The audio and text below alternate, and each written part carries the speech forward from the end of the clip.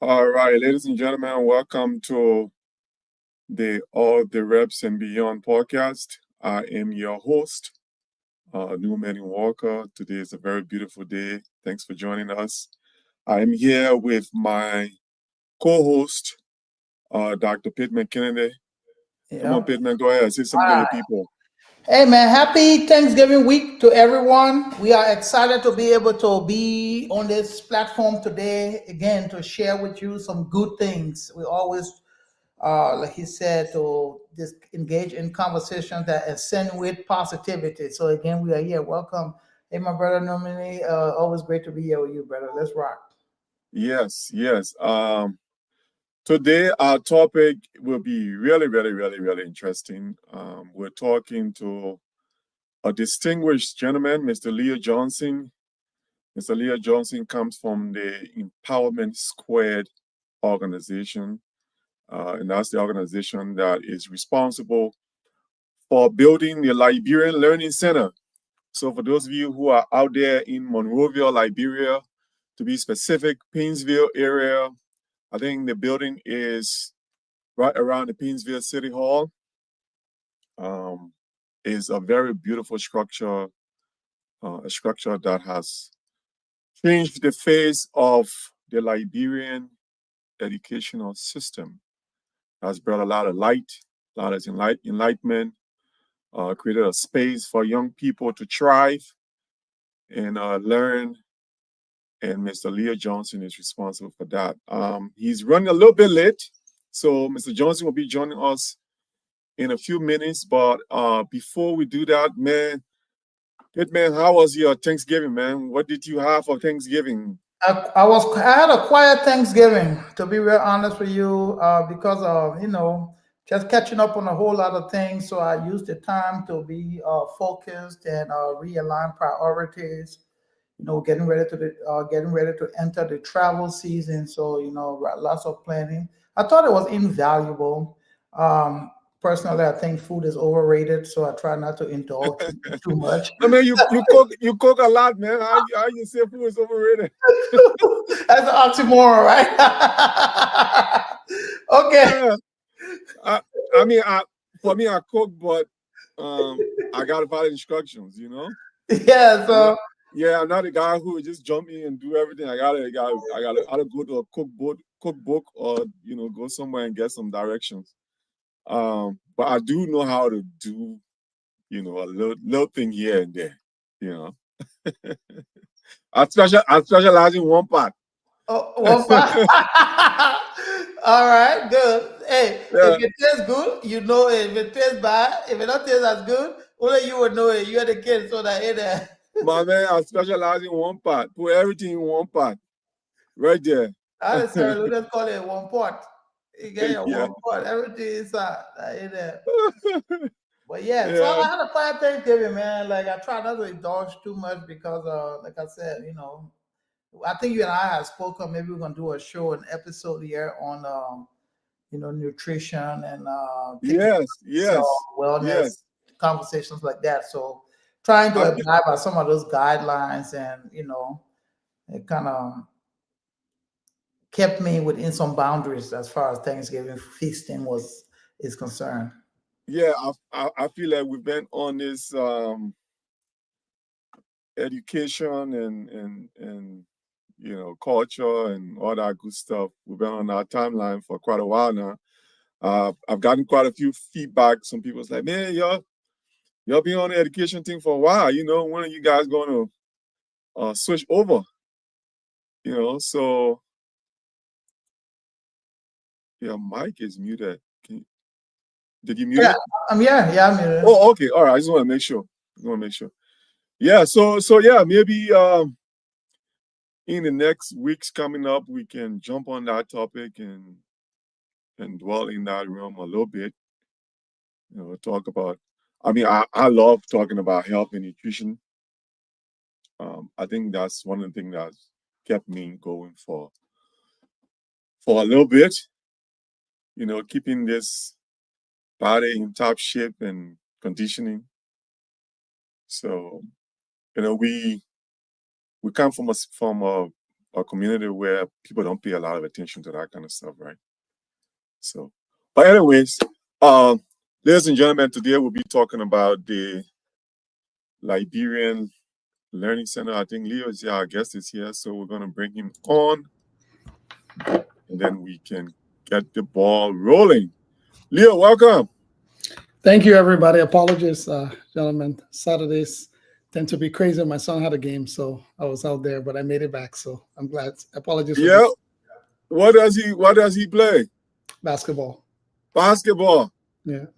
Well, Pittman, there you go. I see that. Did they win? Yes, they won.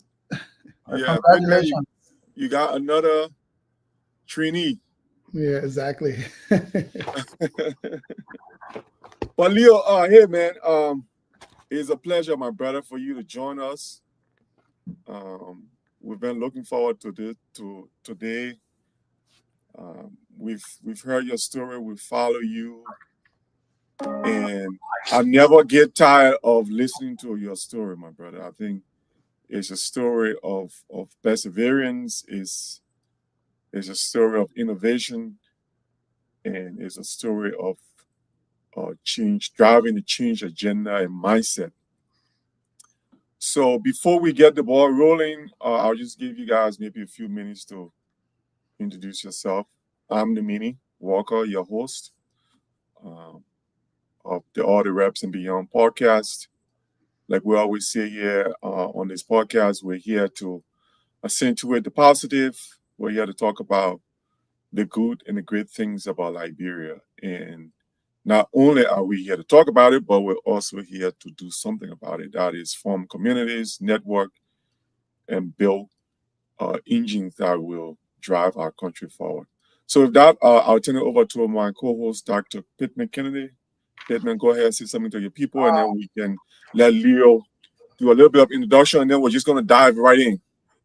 Yeah, it's always great to be on a platform with intelligent minds and positive minds, and also disruptors. Leo, as we know, is a disruptor, and there's no way innovation can succeed without disruption. So, but again, Pittman Kennedy, CEO, Sweat Equity, engaged in holistic development of our young people as they embrace the flower march of our nation and the world as a whole. So I'm excited to be here, looking forward to this episode. Over to you, Leo. Yep. No, thank you. And thank you also, Nemini, for inviting me and giving me the opportunity to both of you to be on this platform to just share about some of the work we've been doing. But by and large, I think also share some of the lessons that we've been learning along the way, most importantly. My name is Leo Napolu Johnson. I live in Canada. Again, I wear a lot of different hats. I'm the founder and chief empowerment officer for Empowerment Squared. I also teach at McMaster University as an instructor. I'm in a business school. I sit on a lot of different boards as well. So, and I'm just an ardent community advocate for finding ways of driving solutions from the entrepreneurship standpoint. Thank you, my brother. So great to have you. So Leo, like I said, we're just gonna dive right in, my brother. I hope you're ready. We're gonna put you in a hot seat a little bit. I know Pittman got a bunch of questions here that he wanted to ask. I hope you came prepared, my man, with your notebook. But hey, Leo, tell us a little bit about your journey. Yeah, no, I mean, my journey. Can you hear me? Yes, we can hear you. So just tell us about who is Leo? Who is Leo Johnson? Yeah. So it's interesting. My journey started again in Liberia. I was born to a midwife and a classroom teacher, actually, my father. We live in the Pinsville area, which is where I kind of grew up, and what many people remember as Barclay Mission. So former President Barclay had a property in the community, and in Liberia we name things after that usually. So everybody call it Barclay Mission because that's where the Barclays were. In the red light area, grew born to my mother shortly after the war started as I was a young man, and got separated from my father. So we were biologically 5 I just lost my oldest brother not too long ago. But Oh, biological, sorry, yeah. yeah, no, thank you. We were 5. I'm the middle child. I'm the third. So I got 2 younger sisters and I had 2 older brothers. But my mom raised 13 children because she was the first educator in her family. So she always took the firstborn of her siblings to live with her because then they can go to school. So all of them, we just knew each other as brothers and sisters because we grew up together in the same household. So all through the war, I lived with my mom as a single parent, all through the war from one end to the other. Back, we went up interior, we went Lofa, we lived in Lofa for a long time, which is why I learned to speak Pele very fluently and later learned to start reading as well. And then we came back to Monrovia, lived throughout the war, used to sell in Relic Market. I sold buckwheat by cups, I sold plastic bags, I sold kerosene in Relic Market. I don't know if there's anything I didn't sell in those markets because you literally sold whatever was available those days. That's how it was. I hope you weren't involved in taboo. You know they call taboo? My man, I was giving cupboard. I'm not in taboo, but I was giving cupboard. Let's put it that way. So, what that means is we just lost Pittman. He has no clue. Yeah. No, help me out. I will tell you what cupboard is, Dr. Pittman. So you come to your parents send you to buy 15 cups or less, right? And you're supposed to buy 15 cups. We were so fast in terms of how we spin the cup that you might end up with 9 cups in the end, because at some point we spin the cup from the bottom part of it. But it moves so fast that you will not even be able to fun the other way. Oh man. So all kinds of stuff used to happen in our market. But again, those days, young man, that was a hustle. I went to elementary school. There's a school called PCA in the Painesville area I went to, and then I went to St. Isidro Catholic School for a while, and then I went to the SDA. When the Catholic schools closed during the April 6th fracas, and they were not reopening, I went to SDA for like a year. SDA like on Johnson Road? No, I went to small SDA at the time at EAW. Okay. Right by ICA David, not far from ICA David, the junior high school. Got it. Okay. Yeah, but I used to go to Camp Johnson Road quite a bit because Sister Carter at the time was at Camp Johnson Road because I used to quiz a lot. So sometimes we used to go practice with the senior high school on Camp Johnson Road. And then September 18, 1998 happened when Monrovia was split between Charleston and Roosevelt Johnson at the time, and the whole barracks incident. That's how I ended up in Cote d'Ivoire, in Dananay. So my high school was completed on a refugee camp in Dananay, in St. James, grade 11 and grade 12 was actually on the refugee camp in Cote d'Ivoire. I stayed in Cote d'Ivoire until the Ivorian War II erupted in 2002.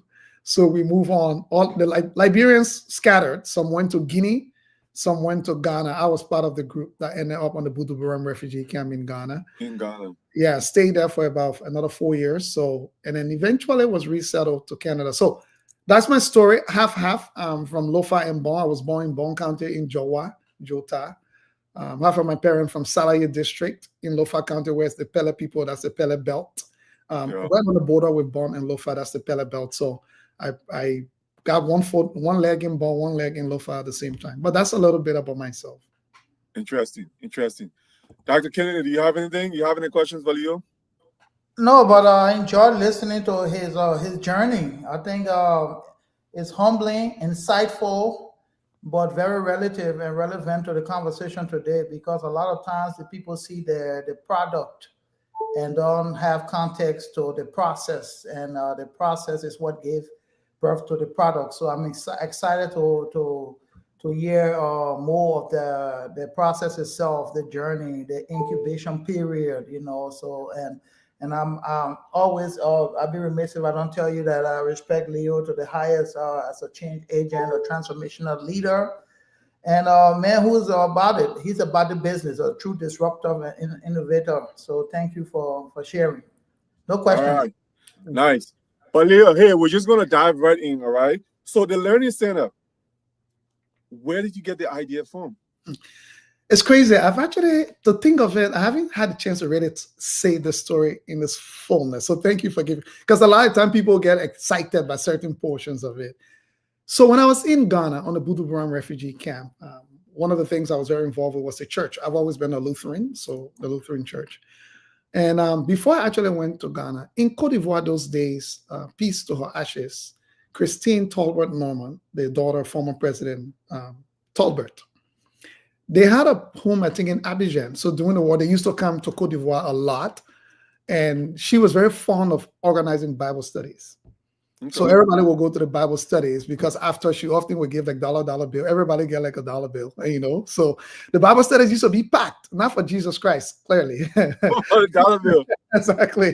Because those days in Cote d'Ivoire, like a dollar bill was pretty significant in Cote d'Ivoire. That's a lot of money. Exactly. A lot of money those days you're talking about.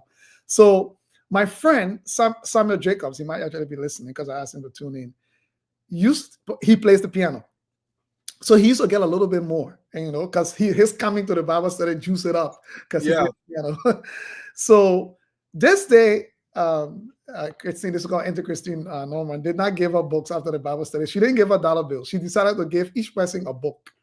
Oh. And you can imagine how disappointed people were. You know, what kind of woman is a pure refugee? Yeah. Also Leo, they give me our books today. Exactly. That they're gonna tell the guy read book when men are hungry that they're talking about books. The book she gave my friend Samuel was The Prince of Ebony, about one guy called Samuel Kabu Morris, a young Liberian prince from the Kru tribe, who in the 1800s, after one of the wars, was captured and rescued by some missionaries who were in How do you spell out Ebony? Is it Ebony? Ebony, Ebony, yeah, Okay. Ebony Prince, and the name is Samuel Kabu Morris, Kaboo is Kabu.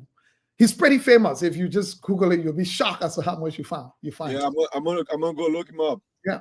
So he was rescued by the missionaries, and they decided to bring him with them to the United States. So they brought him to the U.S. He managed to self-educate himself and was enrolled at then Taylor University in Indiana. It used to be called Fort Wayne College. It's now called Taylor University in Indiana. It's actually still there. He managed to give himself an education, and at the time, the university was at the edge of bankruptcy. He mobilized enough resources and was able to save the university from bankruptcy through his mobilization. His stated dream was to go back to Liberia with his newfound education to help his fellow Liberians. Unfortunately, he died from common cold those days.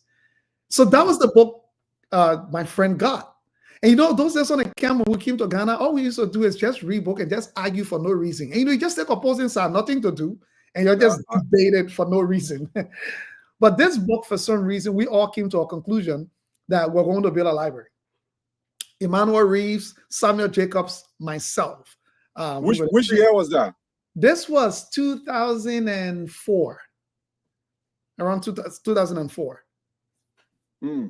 Yeah, so we came to the conclusion we're going to build a library, and this dream was we'll go back to Liberia, get a 40-foot shipping container, because none of us knew of travel were coming anywhere at the time.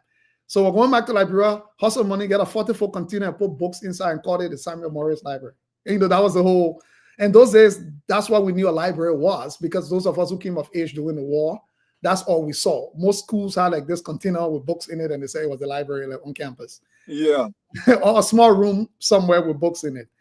So the initial dream was a container of books. Yes, a 40-foot shipping container of books. Because that's what I experienced at Sinkizido. That's what the library was. So there was this fascination about that. Because they say you can only dream what you've experienced, right? Yes. Until I got the opportunity to be resettled when I was coming to Canada. And I remember I made a commitment to my man, and if we won't do anything, we'll have to do the library. Because again, in my mind, I can come Canada, I can hustle. The container at the time was about $3,500 US. We did the pricing, everything. It was about $3,500 US for the empty container. And then I told them when I get here in the Lutheran church, I'll make the Lutheran church will give us books. They have to have books. We'll ship the books to Liberia and put it in the library. So it seems more practical at the time, right? It was doable. So I got to Canada fresh with this dream in my head. And I still remember the first time I walked into the Hamilton Public Library. I stood for 5 minutes to make sense of it all with chill running down my body. For the first time experiencing what an actual library looked like. And I will never forget what that did to me. And without any hesitation, I got excited and said, I have to ask people, like, how do you build something like that? How do you even create something like this? How is it possible? And that's when I just started asking anybody and everybody I could meet. When I went to university, everybody on campus knew, this was this question. So when Empowerment Square started as an organization, it didn't start because of the Learning Center project. It started in Canada to support a lot of what we call newcomer children, families that were coming here, whether as refugees, because those days Canada was very high in terms of resettling refugees. And kids in our community were struggling with the school system. They couldn't cope. They were failing, let me put it that way. So Empowerment Square started as an organization to help young people navigate, especially Black youth, navigate the education system and successfully transition to post-secondary. But then on the side of it, I kept asking this question about this library thing, how we're going to think through it, and got a lot of help along the way. And the first lesson I learned was people were like, okay, let's ask us some of the numbers, right? How many schools are in Liberia? What is this library supposed to do?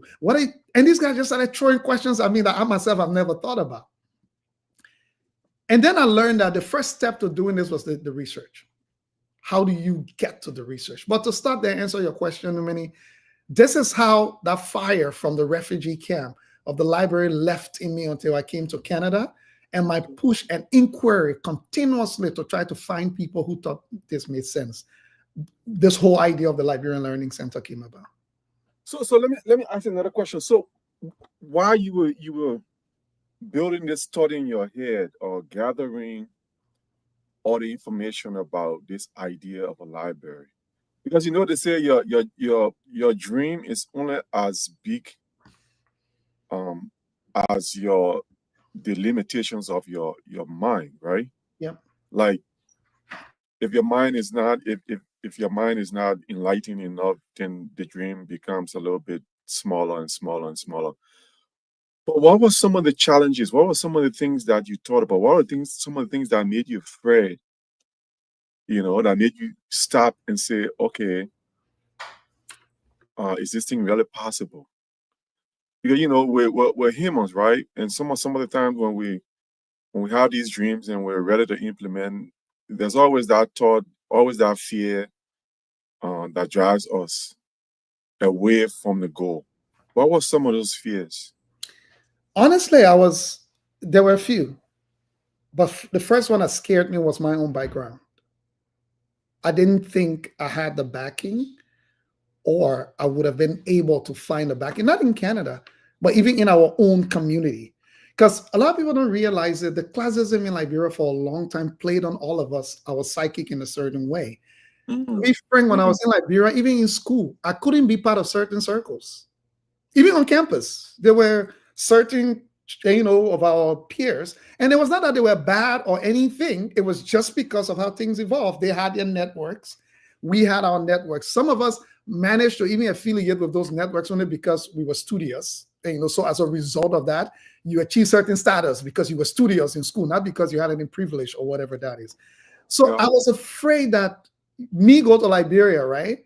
My mom is not a known person. My dad is not a known person. I don't have the networks. How would would people even listen to me? Would I even be giving the audience to a thing this true? That was my first fear, because usually when you have an influential parents or influential uncles and aunties, sometimes it's easier to call on their help. And when you have a share, they can help you nurture it and figure it out. That was my first fear. And that fear stayed with me for a very long time, which is the reason why for a very long time I didn't talk about this, even from the camp those days. I only thought about what was in my means to be able to accomplish, right? That's why I kept it.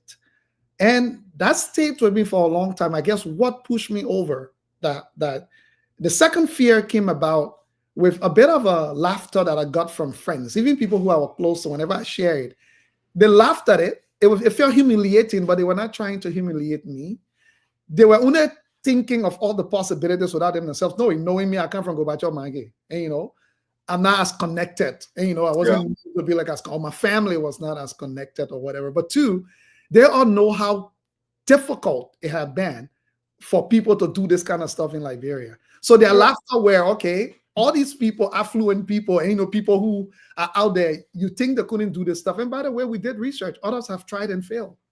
It's not like I was the first person who came up with this noble idea that nobody has ever thought about, but others have failed, including big NGOs named that I will not list here, multi-million-dollar organizations that had tried to do this stuff. and it really didn't turn out the way they had hoped. So the toughest question for me that limited me was dealing with the disbelief of my friends to the point of mockery, that they laughed at it, that it didn't make any sense. So to pull that thread a little bit, at some point in time, you know, in an effort like this, you need what we call a coalition of the willing, right?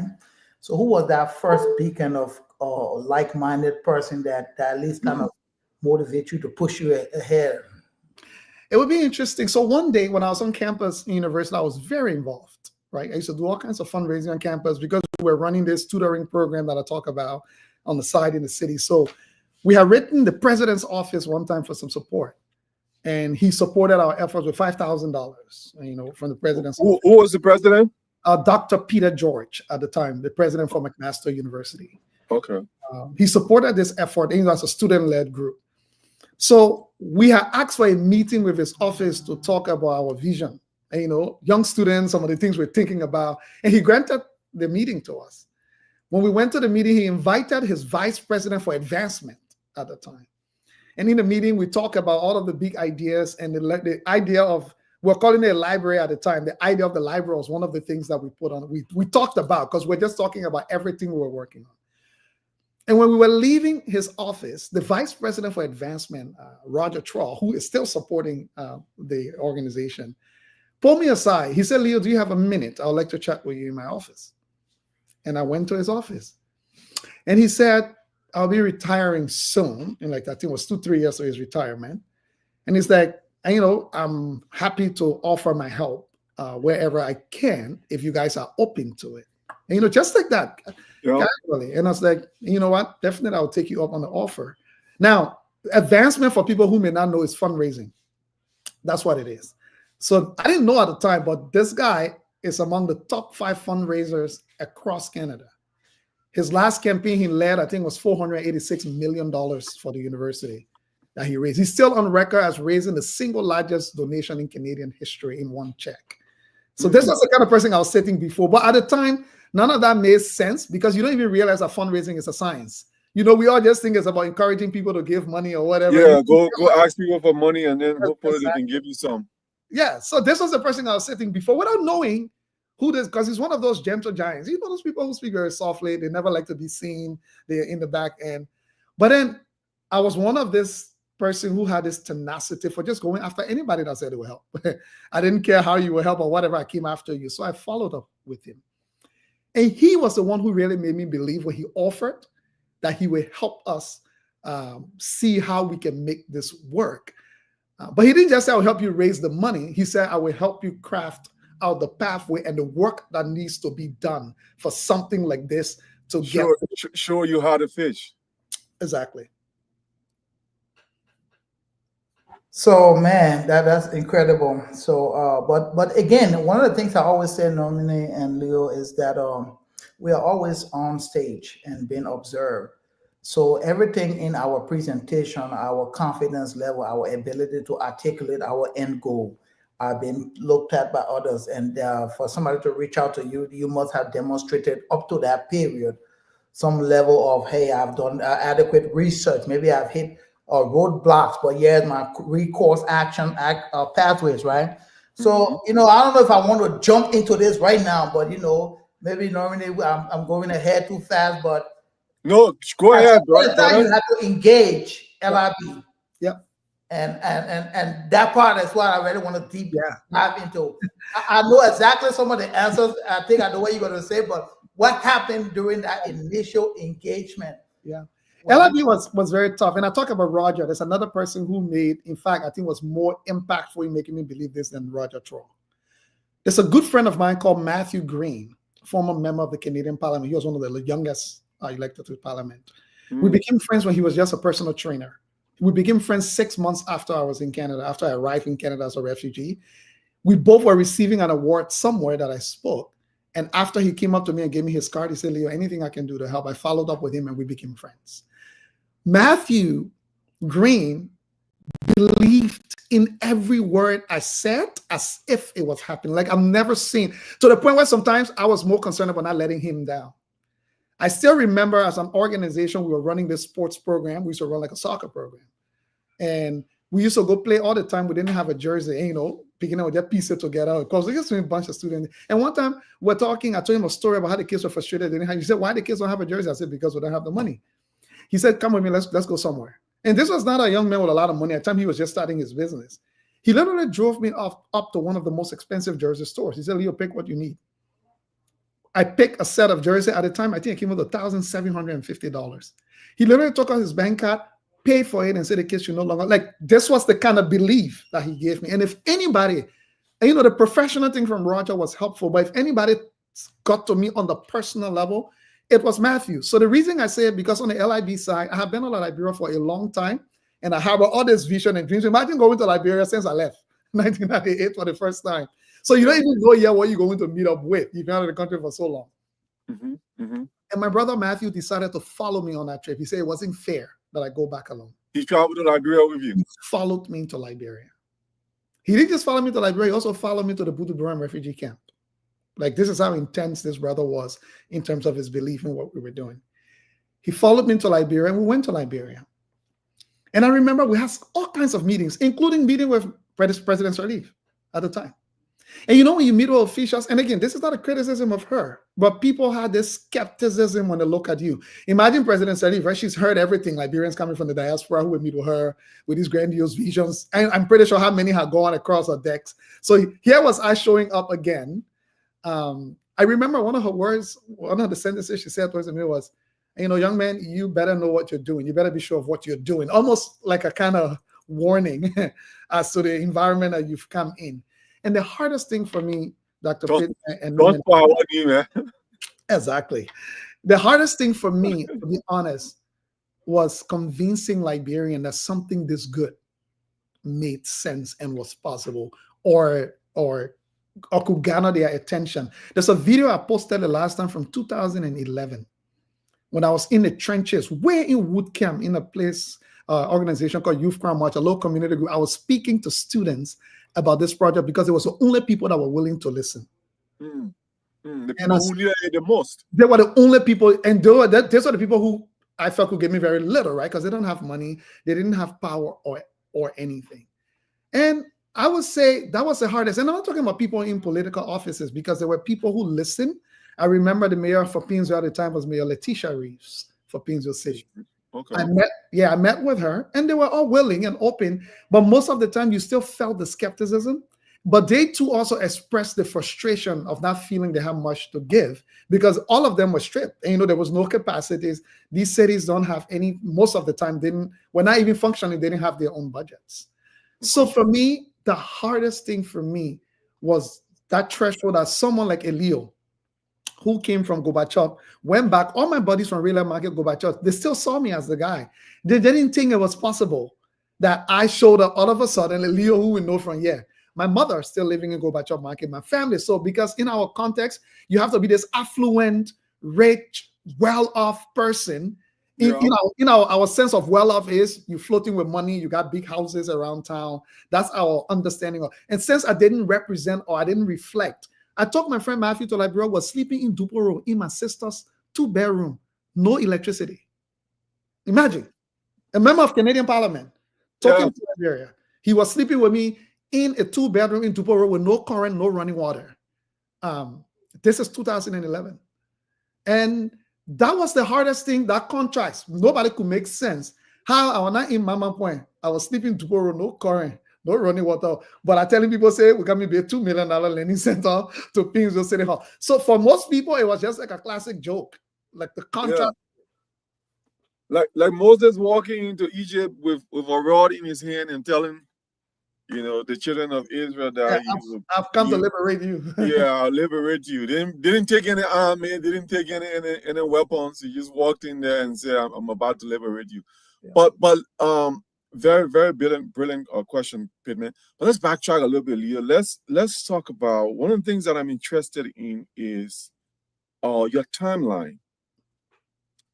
Your timeline and the structure of this project. Like, how did you format it? How did you formulate your timeline and your structure? Yeah. And coming to Canada really helped me, but also tapping into some of the things that I tapped to the mentorship that I had opportunity to. My timeline became a different approach when I started to understand what system levels look like. When I started to dig deeper in a society like Canada to understand how many generations, how many years it took for something to build something like a library system. Like not a library, because it's easy. You can excite someone to give you money to build a library. But decoding the definition of what it is to have system level intervention. And I quickly realized that Liberia, the refugee camp, wherever we were, have been living in a temporary relief mode for almost 2 decades, for 20 years. So we've normalized relief. I think we still are. We still are in many But cases. anyway, carry on.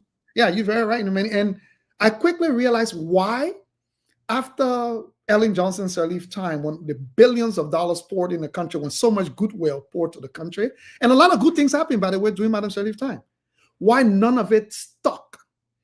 Before, I used to join a bandwagon and argue that because the other government account can undo all the things the other government did, but no. I quickly realized that was not the reason. Like we can say, no man, who not let better thing. It's not easy to undo proper systems. So I quickly realized Liberia's chronic problem of taking 1 step forward and 5 steps backwards was because everybody was building UNE for their presidency temporarily and could sustain it as long as they were there. And they didn't care about what would happen if they step away. The same thing we see our representatives and stuff doing. They're building big schools, big university. Peace is ashes. Prince Johnson University right now is up in chaos. So they build these things in their own names, got money, right? They're funding it, everything is great. But nobody has thought about the fact that what will happen if I go bankrupt one day and this is not part of the Ministry of Education and, annual budget government. A national agenda. It's my individual thing. And that is where, for me, my approach, my timeline never became a thing of a date in timeline. It became a thing of, Leo, you must do your part within your means and reach it to the point that it should be strong enough that even when you are dead, the power of that, because legacy only grows stronger the longer it lasts. Yes. It just gets stronger. Ask about Dr. Martin Luther King today. The fact that people are more stronger about Dr. King today, after all these years, it's like every time is growing stronger. That's why, like I said, so I didn't be frank with you. I didn't even believe I was going to be alive for this project to be completed. I never thought so. Because the amount of time it was taking to raise $2 million, I said to myself, by the time you raise this stuff, or you'll be a very old man or stuff, but I have already concluded that I have planted the seed. Even if I did not complete it, the seed was strong enough that in my absence, somebody would have seen such a strong foundation. I don't want to let it go to waste and would have built on it. So my timeline for building system did not become dates. It became milestones. Milestone. So we broke the project into multiple phases because my timeline became milestones. Milestone number 1 was the research to gather the data that everybody talk about. I didn't ask myself what will happen beyond that because I could mark foundations being built to a conclusion at that point. Okay. So the research took 6 years. We successfully, we went to 13 of the 15 counties because there was no data. And when you do system level research, I learned again from researchers working with them, you don't do it only for a particular place. You got to do it in such a robust way that when somebody else comes to go somewhere else, they don't have to go do another research. There will already be grounding. So if you only research in Monrovia, you are only solving a Monrovia problem. What if you needed to go to Grand Jide? You wouldn't have had the data in Grand Jide to understand the context in Grand Jide, which is why the building was designed the way it was designed, to make sure that it can function with no electricity, no grid, no water, nothing, because the research from other areas in the countryside showed us that it's impossible to ever build something like this if it was relying on LEC or relying on running water. You would never build it because in those places, those things are non-existent. Fascinating. Let me hold you a little bit. Dr. Kennedy, do you have any questions for Leo? Because I want to stay right where we are. I have a few questions, but I want to make sure that you're having an input. So, do you have any questions you want to shoot across? So along the same line, maybe most of comment, he said something that I think has resonated and it continues to permeate today about the temporary illusion of what success looks like for officials of government and stuff like that, right? And that idea of this temporary success permeates down to our people. So That idea of success is feeding myself today and my stomach today. And I wanted to point out that for me, I came up with this adage that the naked eye is very blind. You must have vision to see beyond generations. And in his case, what he emulated, what he have demonstrated, is the vision that transcends beyond the visible eye. That he sees that the value here will transcend what we have today. So yes, today average Liberian, it may not make sense, because guess what? I'm hungry, I can't feed my kids, and you're talking about a learning center. How does that make sense? But at some point in time, it's going to catch up, and it's going to make real sense. Maybe years from now, maybe we may be gone. So I just want to tie my position to his point, and you can continue with the question you have. But very great points there, Leo. Very strong point indeed. Very strong point indeed. But Leo, let's stick to the structure in your timeline. I like the whole idea of a milestone. Now, the question I have is, so you went about doing all this research, collecting data from across all the different counties. Was that before you decided where the location of the learning center will be, or the idea of building the center came after you had collected all the data? It was before. The data helped inform. So we didn't make any information, because when I went to Liberia the first time, I assumed, naive me, that there was going to be some data, because all these NGOs, UN people that have been working in Liberia, I would have thought that, they were working from some kind of, research information that they had collected, but they were only responding to immediate crisis and temporary needs. They were not doing it based on data. So I went to the Ministry of Education and met with Minister Otello Gonga at the time. He was Minister of Education. And after we had a conversation, he told me, he said, yo, man, right now we're trying to just do the bare minimum. We have nothing since we took over. We took over, UNICEF was the Ministry of Education when we took over. And UNICEF did not even turn over chairs, because they were just trying to keep things afloat. That's where the research came from. They say, how do you decide where to build this thing? How do you decide it's a library you want it? That's how the thing went from a library to a learning center. Because in my head, a library I was going to build, but what informed that? And I couldn't rely, I was one small sample size, right, of Liberia, because I lived there. So I was not enough. The size you needed of the sample size to say, here's where it goes. Leo was not enough, because Leo's experience, as much as the son that he was selling Gobacho market, may have been even more privileged than many other children. So how do you develop that sample size? So this is where I learned, whether working with the researchers, like, sorry, you don't make any decision yet. You may end up not even building a library. And they warned me. They said you might be finished with the research and decide that this whole thing, you must abandon it. It makes absolutely no sense based on what the data might show you. So I went into this knowing that all of this could become nothing. I could just be warning people in the future to not build a library, and why the data shows that they actually should not. So let me ask a follow-up question. So you did the data, collected all the information you wanted.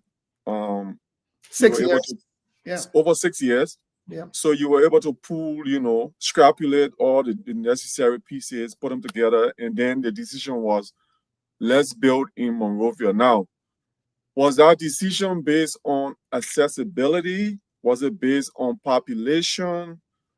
What was it based on? There were a number of things. Number one, we identified the largest school district in the country. So where that is, around that Pinsville belt up to Boulevard, stretching all the way down to Coca-Cola Factory, actually the saturation of schools, that's the largest school district in the country. Yeah. At the time, that may have changed now, I don't know, because it's been many years. But at the time, that was the first thing. Because who are you building this stuff for? As much as there were many other ways that would affect the larger population, but primarily, who are you trying to capture? That was the first thing. And Pinsville, also the trajectory show that population growth was happening outside of Monrovia. Pinsville was expanding significantly, and the data have proven right. Between 6 or whatever we did till now, that data has actually proven right when you see how the population growth and buildings have exploded in the Pinsville area. The second thing was probability of success. You had to pick somewhere, because this was something you were trying to do to show that. So you had to figure out your risk analysis, because sometimes it's not because the thing was not a great idea, but because you put it in place that the risks far exceeded the probability of success. So it failed, not because it was not a good idea. The probability of success in Pinsville, we didn't want to do Monrovia because Monrovia was over congested already. So the probability of success in Pinsville was much higher because you already have some semblance of urban development that could Yeah. accommodate something like that would not look like a one-time wonder out of nowhere. Two, So, yeah, go ahead. yeah, I want to make sure I get this point. I want Dr. Kennedy to follow my train of thought. Yeah. So both Dr. Kennedy and myself, we're tied to the sports and recreation, Yeah. network in Liberia in the diaspora. And one of the things that you hear, Dr. Kennedy, and you can bear with me on this one, is whenever we talk about building some kind of sports and recreation facility, one of the feedback that you get is, "Oh, nobody will go there." Yeah, I got that feedback, by the way. That who go in read when everybody hungry. Yeah, nobody will go there. But here's an experience where you did the research and you saw that there was a trend, in urban growth in that area, and look at where we are now. Today, yeah. And this I wanted to make that point, not to cut you off, Leo, but carry on. And this was 15 years ago. So this was not even like in 2-3 years. This was 15 years ago when nobody were in Pins. People were still just picking up the scraps during Madame Shalif time or whatever that is or so. But to that point, that was one of the pieces. But the other piece that we also look at was, what's the probability? Because we didn't have the time to empower the population through education. So the probability that people living in that area, even if they don't have the full understanding, could have some appreciation, right? Mm-hmm. So that it's not out of place. It's not out of character. It's like if I went into, how do they call it, Joplocan in Maryland, and built a learning center like this one, no one has seen electricity or no one knows how to use current or whatever that is. You don't have the same level of appreciation, not because they don't think it's a good thing, but because the contrast, you've left them way here and put something way here. And by the way, you've never demonstrated that this thing work anywhere in the country too. So nobody who is a Liberian I can relate to them can call them and say, "Oh, yeah, let me explain it here to you. I've been there before and I see how it's looking." So you needed to make sure people were closer to an understanding of the appreciation of what you were doing. And they were not so far away from it. It's like showing up in real life with a Tesla. Everybody would stop because they want to say, "Oh my God, Tesla, what they own." People can mostly appreciate, what they're looking at per se, because they cannot relate to it. Why should they think that is important to them? People don't even know how to use the internet. People don't even know how to open a computer. People don't even know how to read a book. So how are they going to understand what the heck a learning center or a library is? So even though in Pinzo has some of that same issue, but the fact that people understood that going to school was important. So you had a high student population. The fact that people knew books were a thing that was hard to get and they realized it was important. The fact that people were excited that they want to learn computer, even though they were not available to them, but they knew it was important to learn computer. So this kind of information. So what we did, we took the top 5 things across the country. Because when we went, people told all kinds of stuff. Some people say the children and I get nowhere to go study when they come from school. The children just running all around the yard. They go follow Baba people. They go smoke. Some people told us that the children when they can go say in the market when they come home, they got to go to that main compound or get current on the fence to sit down on the current. Somebody told me a horrific story that I will share here tonight. One night, we were walking about, my friend and I, we went to visit an old friend in the EIV area. And we're just sitting outside, lecturing at their place. But their compound had lights. And, all the fans, those little fence lights they can install. Yeah. It was 11 at night. So I saw this girl and this young girl and this young boy both sitting together. The young girl was studying on the bench, her books. But the guy wasn't studying. He was just sitting and, waiting for her. So I just started chatting with them because they were there. I thought, in fact, maybe they live near, next door or in the next house. So I started saying, "Oh, and I late night assignment." We started chatting. Before I realized, they were living almost 5 kilometers away from that place. And then she explained to me that every night when they come from selling, she has to walk 5 kilometers to come over there because that's the only place they got light. That's the only place also be able to do her assignment. And she come on her bench as well to do her assignment and then walk back 5 kilometers to where she came from. So I asked, I said, "But wait, you got special bully guy?" I was just joking. I thought I was her boyfriend at first, I said, "Oh, your boyfriend making sure nobody try you." And she said, "No, that's my brother." And then I asked why. She said, because 3 of their friends have been raped under the cover of dark for the same thing. Now, think about it. A young woman trying to find somewhere to study and do schoolwork gets raped for that reason. So for that reason, she has her brother walk her. At least he's a man, he's with her, and he can walk her back. So that story for me, sunk in my heart. And this was during the research phase that we were still doing, right? And this is where we pick up the top 5 things. People telling us, oh, what children, they got to go 5 kilometers to go study because no light in the whole area. Yeah. And the woman will tell you, say, you're not coming finish our kerosene in Atlanta, or you're not coming finish the candle. The 1 candle we get for the week, you're not finishing the 1 candle because it's too important or too expensive for them. So we took the top 5 things that we heard across the country, and then I start to see how the science and research work. You would be shocked when we brought back 1 terabyte worth of recordings, videos, audios, notes. And the university research department took 1 year to help us unpack it. They elevated the most prominent 5 things we heard, no matter whether you're in Grand Jita or you're in Monrovia. There were 5 things that emerged. What were those 5 things? The first thing that emerged was a safe space that facilitates anything related to education was non-existent in these communities. Non-existent. So people talk about, for example, the whole community noisy. Nowhere the children can even go and sit. Anywhere you go, there's music sound, there's nightclub on every corner. So when we're selecting a space to build Numeni, that was one of the things we took into consideration as well, right? Safe space was number 1. The second thing from students, a lot of young people we heard, no books, no access to any education material. Here's what someone told us. When they get assignments from teachers to do, they go to the internet cafe, pay somebody, they sit down outside, the person go do the whole assignment, everything finished, printed, and put their names on it and hand it to them for them to go hand it to the teacher. This was happening. In fact, I show one of the videos I posted of one of the young women explaining to me. So technically, they weren't doing any of their schoolwork.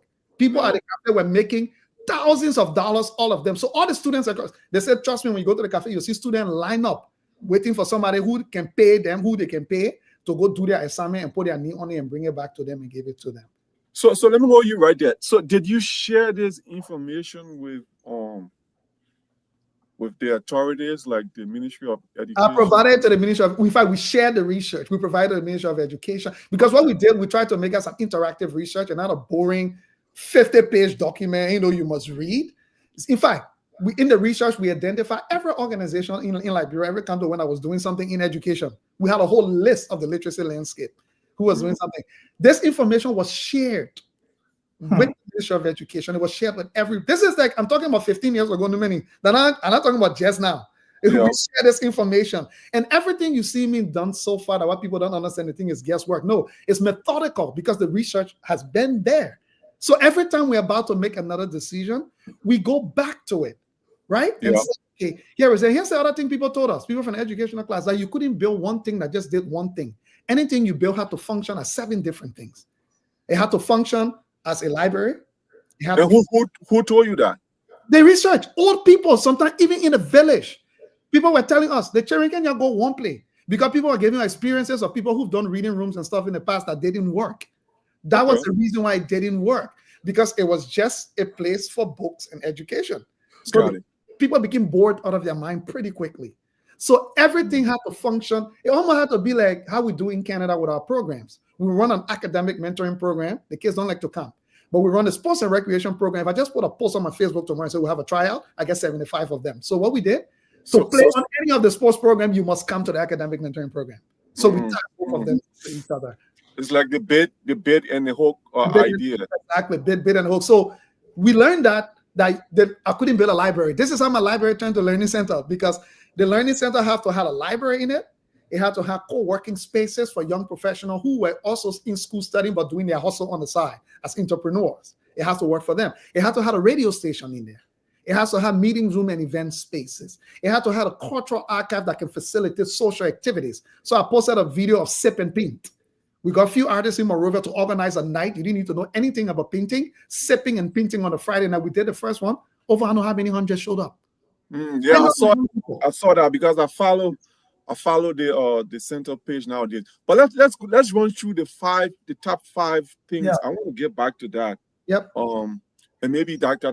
Kennedy, if you have anything else to interject, you can do that as well. But let's get back to the list of those top 5 things that stood out, that drove the idea of the learning center. I really want to get a hold of that. So I gave you the first one was a safe space was top. Surprisingly, came up top number 1. The issue of safe space. Everybody actually talked to. The second piece that we really found something that facilitated an environment that facilitated education, period. A child could go sit down to study and don't be distracted, because everybody was telling us, even when the children won't go study, all the noise, their friend right next door to the nightclub drinking. Why should they be sitting down studying across the road when their friend across the road? 2, it felt like torture to them. You have to walk 5 kilometers to stand outside in the mosquito. That lady was sitting out there knocking her full every 5 minutes and actually study. And the next piece that I talked about was the multifunctionality.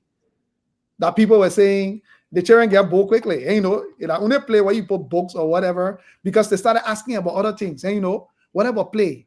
What about this? And, how will the children do this? How will the children do that? And then computer literacy was number 4. Okay. Most people felt that none of the children could do computers. That's why they were going to the internet cafe and paying somebody. Because even if the person putting in front of the cafe, they had time where they pay for, everything will run out. They will not be able to tap one paragraph, but you not spend all your time finishing, and you got to keep paying for time. So somebody who knew how to actually do it. And the biggest one, the final one, which was number 5, was sports and recreation. God. Many people ask, what about that? Right? Because for people's minds, what a library or whatever, they didn't care. They were just trying to tell you what they care about. That's why those 5 things drove us to building a learning center that has a library, a radio station, a small business incubation spaces, co-working spaces, and a sports and recreation facility. Wow. Wow. Man, this is interesting stuff, Kennedy. This is really interesting stuff. Man, the more I listen, the more my heart warms. And so Leo, so the research part, audios, painstaking, but very valued data. And then you shared with the authority, the regulators, the powers that be. At what point in time, or if you do, when did you feel that they embraced it to where they locked step with you to say, okay, now I'm convinced, let's work with you? I don't think they ever did. Okay. I think what I felt, I'll tell you this. I was in conversation with somebody very powerful. And we're talking. I carried my other friend, Mark Stewart, from here, right? Because I used to take these guys with me to see. And most of them were interested to just wanting to know how things were unfolding. And we're talking to somebody very powerful. And we're having a conversation about our thoughts. Because this person we were told is very influential when it comes to the land situation. We're trying to be careful where to get to make sure we're not going to run into trouble by being on somebody's land. Yeah. So even though the city was helping, but we went undercover to talk to this person because we were told if anybody would know if it's a government property can validate, it will be that person. You know, the person asked me in the midst of the conversation. He turned to me and said, "Well, let me ask you, what the thing you're talking? So you who own a son?" You know what that means, right? Right? Like you who own a child. Yeah. Because they were expecting me to be one of the one of the traits. Exactly that. You have to be one of our people. You have to be one of our people. And it's not possible. Like, so I visited this here and laughed. I said, "Baby, you ever tell you, I think you even know, because man, that mean not anywhere. I think I said my mind go back to market. I think I said I couldn't call any lineage. Yeah. Like, oh, okay, I see that this person, that person.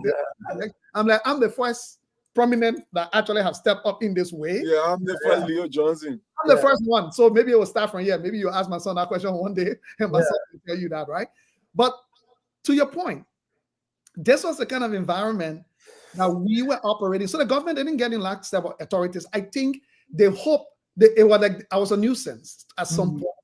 It was just like, okay, this is a young man. We're not going to be the one to say no. Then they say, oh, the young man have promising dream. He can't wear blah, blah, blah. You just let a young man be. They do whatever he wants until he fails. Especially when it went on for so long. And I told you, they took me to multiple places. They told me here at every junction. At some point, I settled and I said, you know what, guys?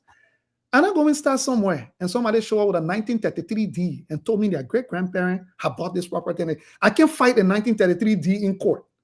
The only play I know that is ideal, and the concept we had was to elevate this idea where when we run our private organizations, call it whatever you want to call it, let's start to think system level and not build it in our own individual names. Because when you go, if Leo had going to purchase land, right, to say, I want land trouble, I'll go buy land, put a thing on there, so great. Guess what? Something happened to Leo tomorrow. It's Leo's family inheritance. You can debate it anywhere in court. No. Leo's family inheritance. Leo's family can decide to shut the whole thing down if they so want to. Or if Leo go cuckoo one day and decide that, you know what, I'm turning into real estate and make money out of it, actually he can. Legally, if you go to court, Leo can challenge you on it. And this is Yeah. part of the problems we had. So I told him, I said, you see, pins just sit on ground. That the only play where nobody can lay clean. They want for all. Ain't no sitting on ground. Whether you poor, whether you rich, whether you middle class, they grind here. All. So long you Liberian, you have an entitlement to it as well. So we got to learn wasting even the people just said, oh, yeah, a bend the sound or born. That play bend like that. Nothing has added. Nothing. Why you give her the land? Everybody told me, oh, cool out with that. Coming confused. Amazing. And I'll give them the credit, right? They worked with us. But I will be honest, and I may be wrong. I really think that people didn't, and most of the people admitted it today, that they didn't think it would have materialized. Mm-hmm. Mm-hmm. And you know, I will give credit to a few people. Mayor Penn Belcher Taylor, right? She did an incredible, if I would say one person that truly grabs and believed, and you know, this and really ran with it, would be Pam. And also Sivette Gibson. Right, those were two. I met both of them. Yeah. Briefly. Yeah. Once upon a time, they came to the United States and visited my neighbor here, and then I was able to meet them quite briefly. Yep. Very smart, intelligent women. Yep. But anyway, Leo, it's been nice. We're going to take a quick pause here, you know, before we transition over to the next phase of our conversation. And this phase will be the fundraising piece. You know, I really want to get into how you raise that money. You know, what kind of system you use. So I really want us to talk about that piece. But before we do that, ladies and gentlemen, if you're just joining us today on the Allthereps&Beyond podcast, we're talking with Mr. Leo Johnson of the Empowerment Squared organization. Mr. Johnson is responsible. He and his team, they're responsible for building the Liberian Learning Center. And indeed, this is a story of just great innovation and just driving a change agenda. So if you want to, if you have questions for Leo, if you want to express a thought, an idea, you can call the number that's running down underneath the screen here is 612-440-6667. You can call that number to participate. Again, the number is 612-440-6667. While we wait on that call, Dr. Kennedy, please encourage people to share. If you are watching and you can share the live also, please don't be mean. Yes. Thanks for calling that out too. Yes, please share the podcast. Invite your friends, invite your family. We always have strong, positive conversations here. So yes, please do. Dr. Kennedy, I'm going to turn it over to you. If you have any questions you want to throw away or comments, it doesn't necessarily have. Just want to highlight some of the folk that's following. Albert Soma is following. Andrew Mighty Bukelon is following from Liberia and greetings.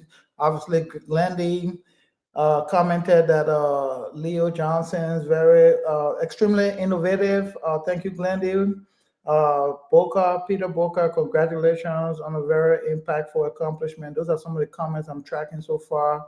CZ was on here earlier. CZ Goa. So again, share the show. Again, let's learn from it. I know we're going to get into the funding piece as you stated, but for me, Leo, I know this is a question that I don't want to miss, but at this point, considering that in previous discourses, you mentioned that the center is sustaining itself and has the ability to do so. So you demonstrated a positive prototype, I would say, if you want to call it that. Now what is the $1 million question? Now what? Yeah, no, I mean, and for me, I've always said it. People are excited about Learning Center, and I told people my excitement for that was long gone. Yeah. Because my goal was not just about building one building, right? Because many people have done that. There have been a lot of Liberians who've come by and done innovative stuff. I mean, let's not sit here and pretend like, Leo, that the first man or whatever, that have done something innovative. So even though some of them may not have been fortunate to sustain it or different challenges that they face. What for me was showing how we can shift our thinking from temp to long term. And this is why I tell people it took 15 years to build the learning center. It didn't kill the excitement. You would have thought. And I told someone, I said, by now you would have thought there are 5, 6, 7, 8 learning centers in Liberia because people saw that this thing was great. My brother, you just took. I got that question written down. Yeah, I was going to ask you, but thanks for talking about it. But we'll get to it.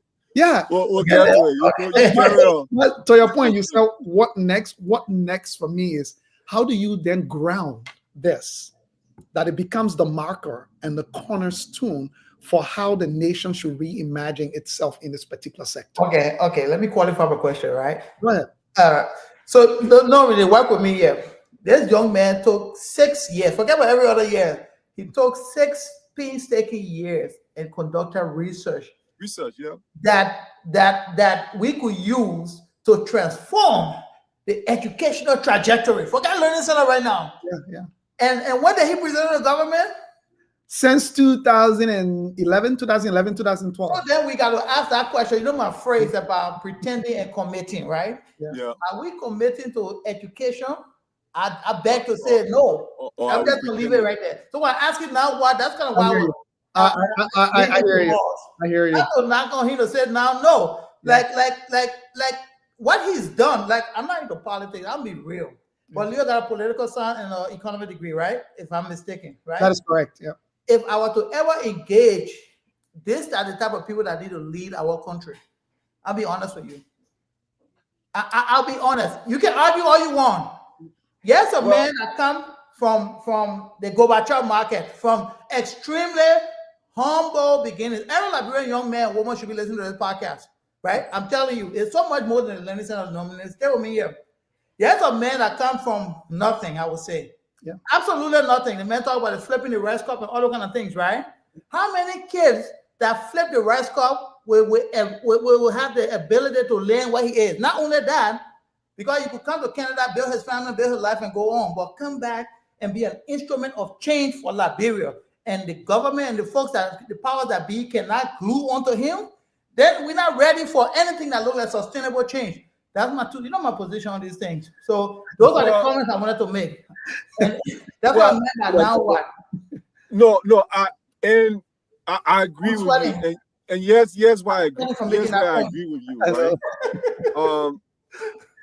You say these are the people that should be leading our country. Leo is leading our country. Yeah, but Leo is leading our country. So he doesn't necessarily have to be in the position that everybody thinks. And by the way, I don't think Leo have that mindset. No, but let's be honest. He is leading in the whole idea of leadership. I think is not a one size fit all, right? It's not self-directed. It's multi-dimensional. People can lead in several different aspects, in several different facets of our society. And I think Leo has found his niche, he has found his space, and he is leading. Now, with that leadership, with that trend, or with that where he is right now, can that transcend to another level? Definitely.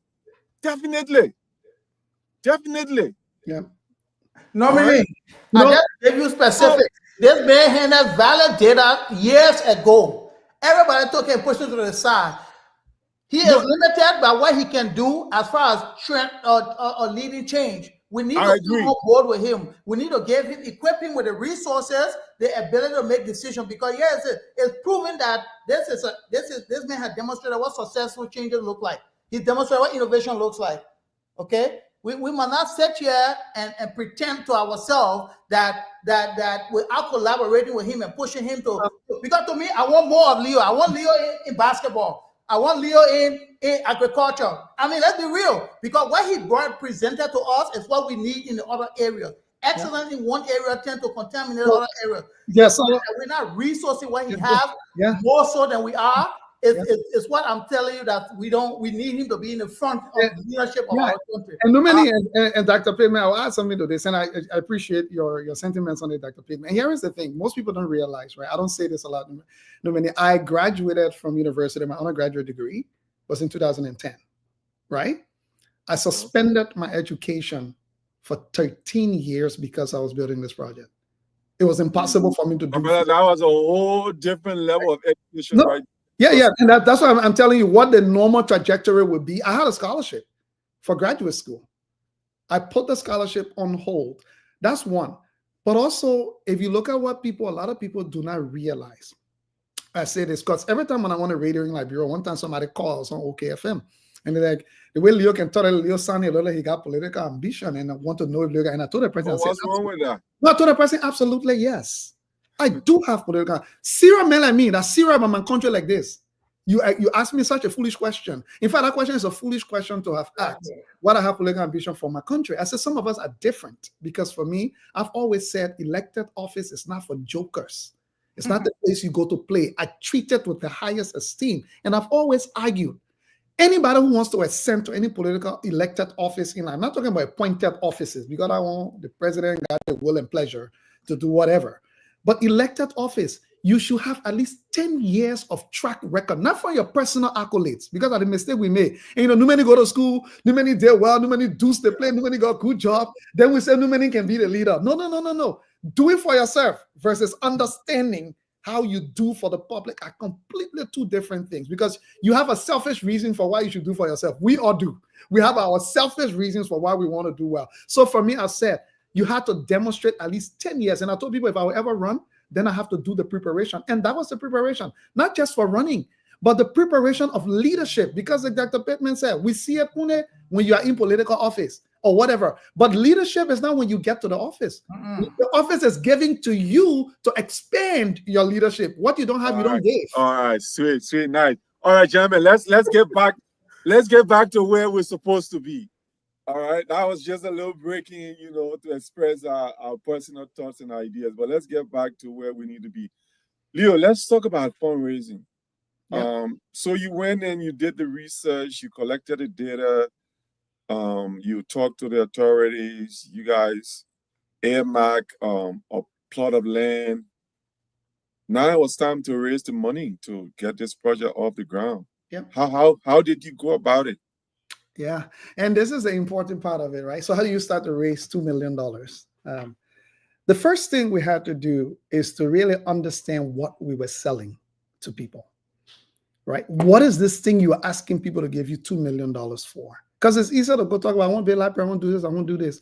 We had to sell people complete transformation based on the quantity of money we were asking for. We couldn't ask them to just help deal with a situation or whatever. We couldn't say be a library because we help the children and come to study or so. We had to go beyond the immediate short-term impact to show how this was at the root of transforming a country laid bare by war. How this could take the country and bring it back from the brink. So this was not just about library for kids, because people do not invest. It's almost like telling somebody, say, because Apple Watches look so beautiful now, they're cool, so invest in it. No, you're selling people saying Apple technology is the future.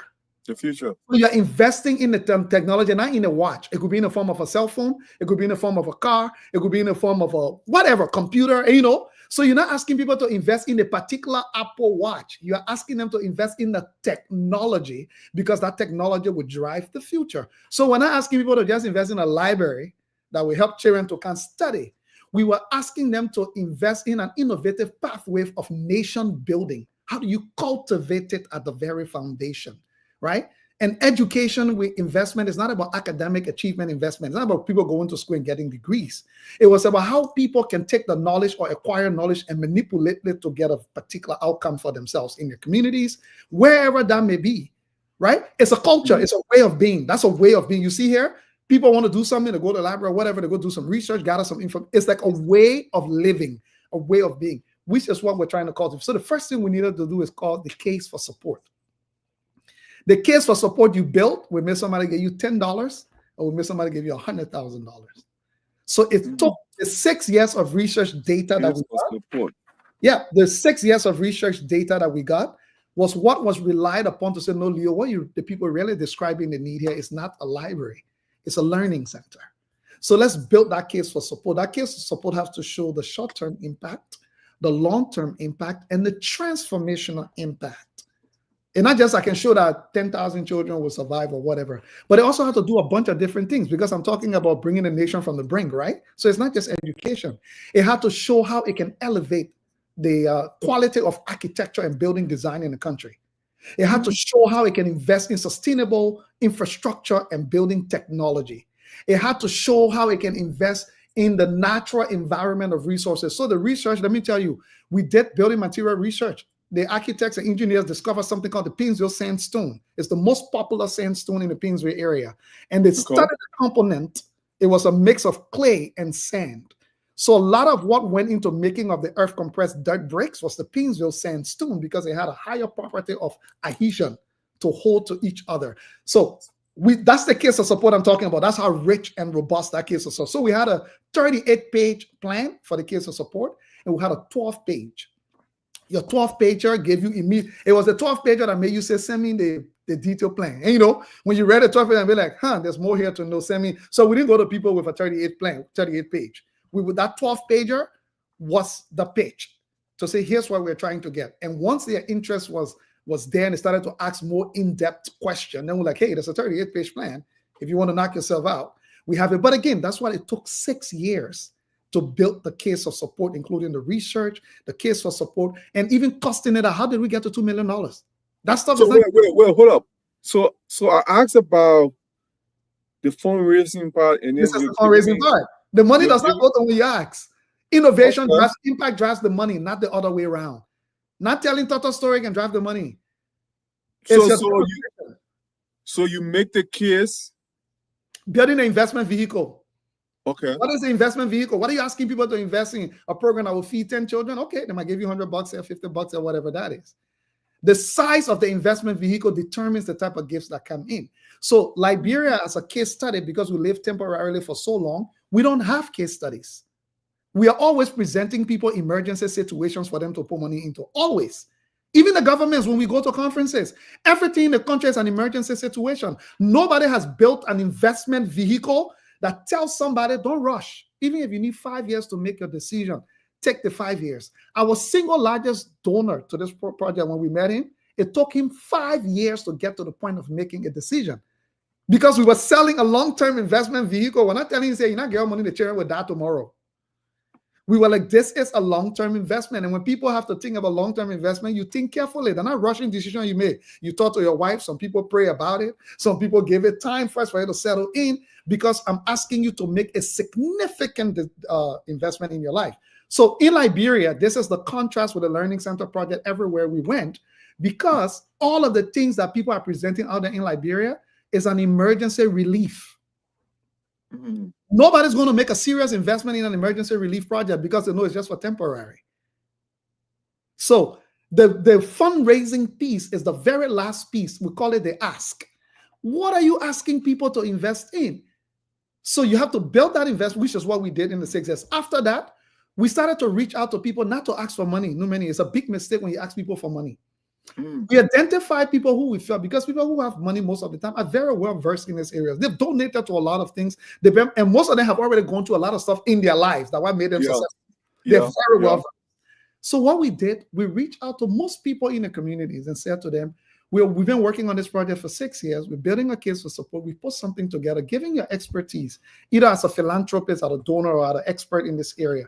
Will you be kind enough to please help us review it and see if you have any suggestions? We need your help with any suggestions, comments, things that you think we didn't consider we should consider.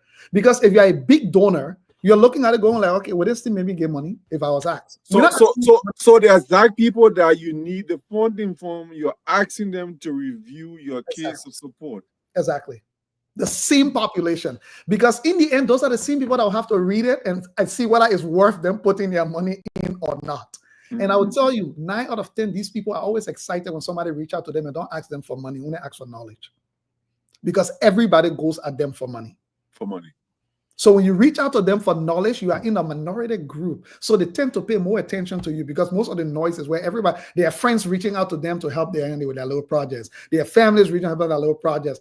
Organizations reaching out to them. So when you come in a minority group of saying, no, I'm just asking for your expertise and your knowledge. I'm working on this stuff. Can you help me? Just review it and see if you had any high-level comment, response, feedback from me, and I can make it better. You force them to go into the minute details of your project without even knowing. You force them, and then they will raise all these questions. That's how we build a case and send it back to you. Have you thought about this? How will you even do this? Does this make any sense? Do you know anything about this? When you embed those in it, then you send it back to them. Say, I just wanted to make sure I properly captured your recommendations. We've embedded it. Will you be able to take a quick review to just make sure I didn't misunderstand any feedback that you brought back or so? By the time you're done with a case of support, they already feel invested in the project before even you ask them. Yeah. People. Yeah, they feel like they're part of the process now. And so guess what? The success is when I call for a breakfast, I don't do big events to raise money. Events don't raise money. Unless you're selling the ticket $1,500 per ticket, they don't raise money. The amount of work and investment that has to go into a quality event, you don't make money. It's lost. So we don't raise money doing events. What I would do, I would identify the top 20 people I reach out to in that network and organize a private breakfast, brunch, whatever you want to call it. Or maybe we'll get one of their friends or our board chair or whoever to organize that. And I'm just inviting them to say, we're now ready to go public, the thing we've been working on. And we would like to invite you to this private breakfast or whatever we're having. Yeah, do presentations. Publicly show you the presentation of what we've been able to put together. We're not asking for money. After all of that, in that presentation, we are saying the case for support, we're going to be out there trying to raise $2 million. And we'll be knocking on the doors. We're just letting you know, blah, blah, blah. I've primed those people up. A month or 2-3 months after that, one of them might get an email. Hey, this is Lee. I'm just wondering if you might have 2 hours for coffee with me or an hour for coffee with me. I just wanted to talk about some of the giving opportunities that we have developed to see if any of them are lined up and with what your priorities are right now. 9 out of 10, the answer would be yes, they would meet with you. But also, when you go to random places where people invite you to make presentations, right? They say, oh, we heard about this amazing project. We want you to come to our club to come and present about it. That kind of case of support is almost impossible for anybody to walk away and don't say, you know what, do you have time for a meeting? If they have the capacity to give. Yeah. And when we started, most of these people you're talking to for major gifts, they don't make a decision in 1 year or in 12 months. No. They will get it or say, thank you for sharing the information. We'll take a look at it. If anything, we'll be in touch. We'll connect. Sometimes you're not hear from them for 1 year. Let me give this particular story. I was invited at the time, was still at the elementary stage of fundraising, small, we're getting a small donation, 500 here, 2,000 there, when we're trying to raise 2 million. But we broke the fundraiser down into practical reality. We faced the project. Even this one right now. Phase 1 of the construction was just the pre-construction. Pre-construction was the soil testing analysis, the wind bearing, the sun testing. It came out to around $97,000, right? So we costed that out because we were tactical and strategic to say this is part of our risk management strategy. Yeah. You rather spend $97,000 if the thing not work, you can pack your bags and go rather than put $2 million in the ground. And the thing you come say it was a risk management strategy. Yeah, it's better to measure twice and cut once. So we said $97,000. People were okay because in people's market, $97,000, that's fine. I will support Leo here. We did the pre-construction, everything. We did the full report, a topographical, geographical analysis. We brought it back to the same people who have raised $97,000 and said, phase 1, successful. Let's celebrate. We're inviting you to celebrate with us the successful completion of phase 1 of the construction. And then we showed them the result of that. We said now phase 2 was the foundation. The foundation was about $325,000, right? Now we are fundraising for only phase 2. So our goal was $325,000 for phase 2. So it's practical for somebody who has 5,000 or 10,000. That 325,000 is practical. Yeah, we raised the 325. Then we call everybody back in to celebrate. Now we're celebrating 2 phases completed, right? The pre-construction phase, the completion of the foundation. Now for the substructure to go up. We costed that out. Again, we went to race. So you see how we were going the tactical way. But let me give you this story. I was invited to speak at a Rotary Club meeting in a place called Aurora. It's one of the hardest places to get to because it's one of the most trafficked routes in the world, the 401 in Canada. Just Google it, it will tell you. And the time they were meeting was the most like rush hour. The distance is like 1 hour, 20 minutes drive. It took me 4 hours to get to that place because of traffic. For some reason, I just didn't take anything for granted when we were fundraising. This was a small club. The membership of the club was 15 people. 15 people. 15. We show up there, my assistant and myself, after breezing through traffic, a little bit upset while I was in the car, that what kind of club they can, they try to put their meeting or whatever. We show up there. Guess what? Only 5 people show up for the meeting that day of the 15 members. The hall was supposed to be meeting. The hall was locked. They couldn't find the key. Nowhere. So they told us to go across the road to the beer pub, to the little pub. So we would just be there since and then drive all the way to Aurora. Everything that could have discouraged you. Right? Everything. We went to the beer pub. We sat. It became informal. My PowerPoint presentation, I couldn't even do it because there was no PowerPoint. So I just presented off the cuff about the project.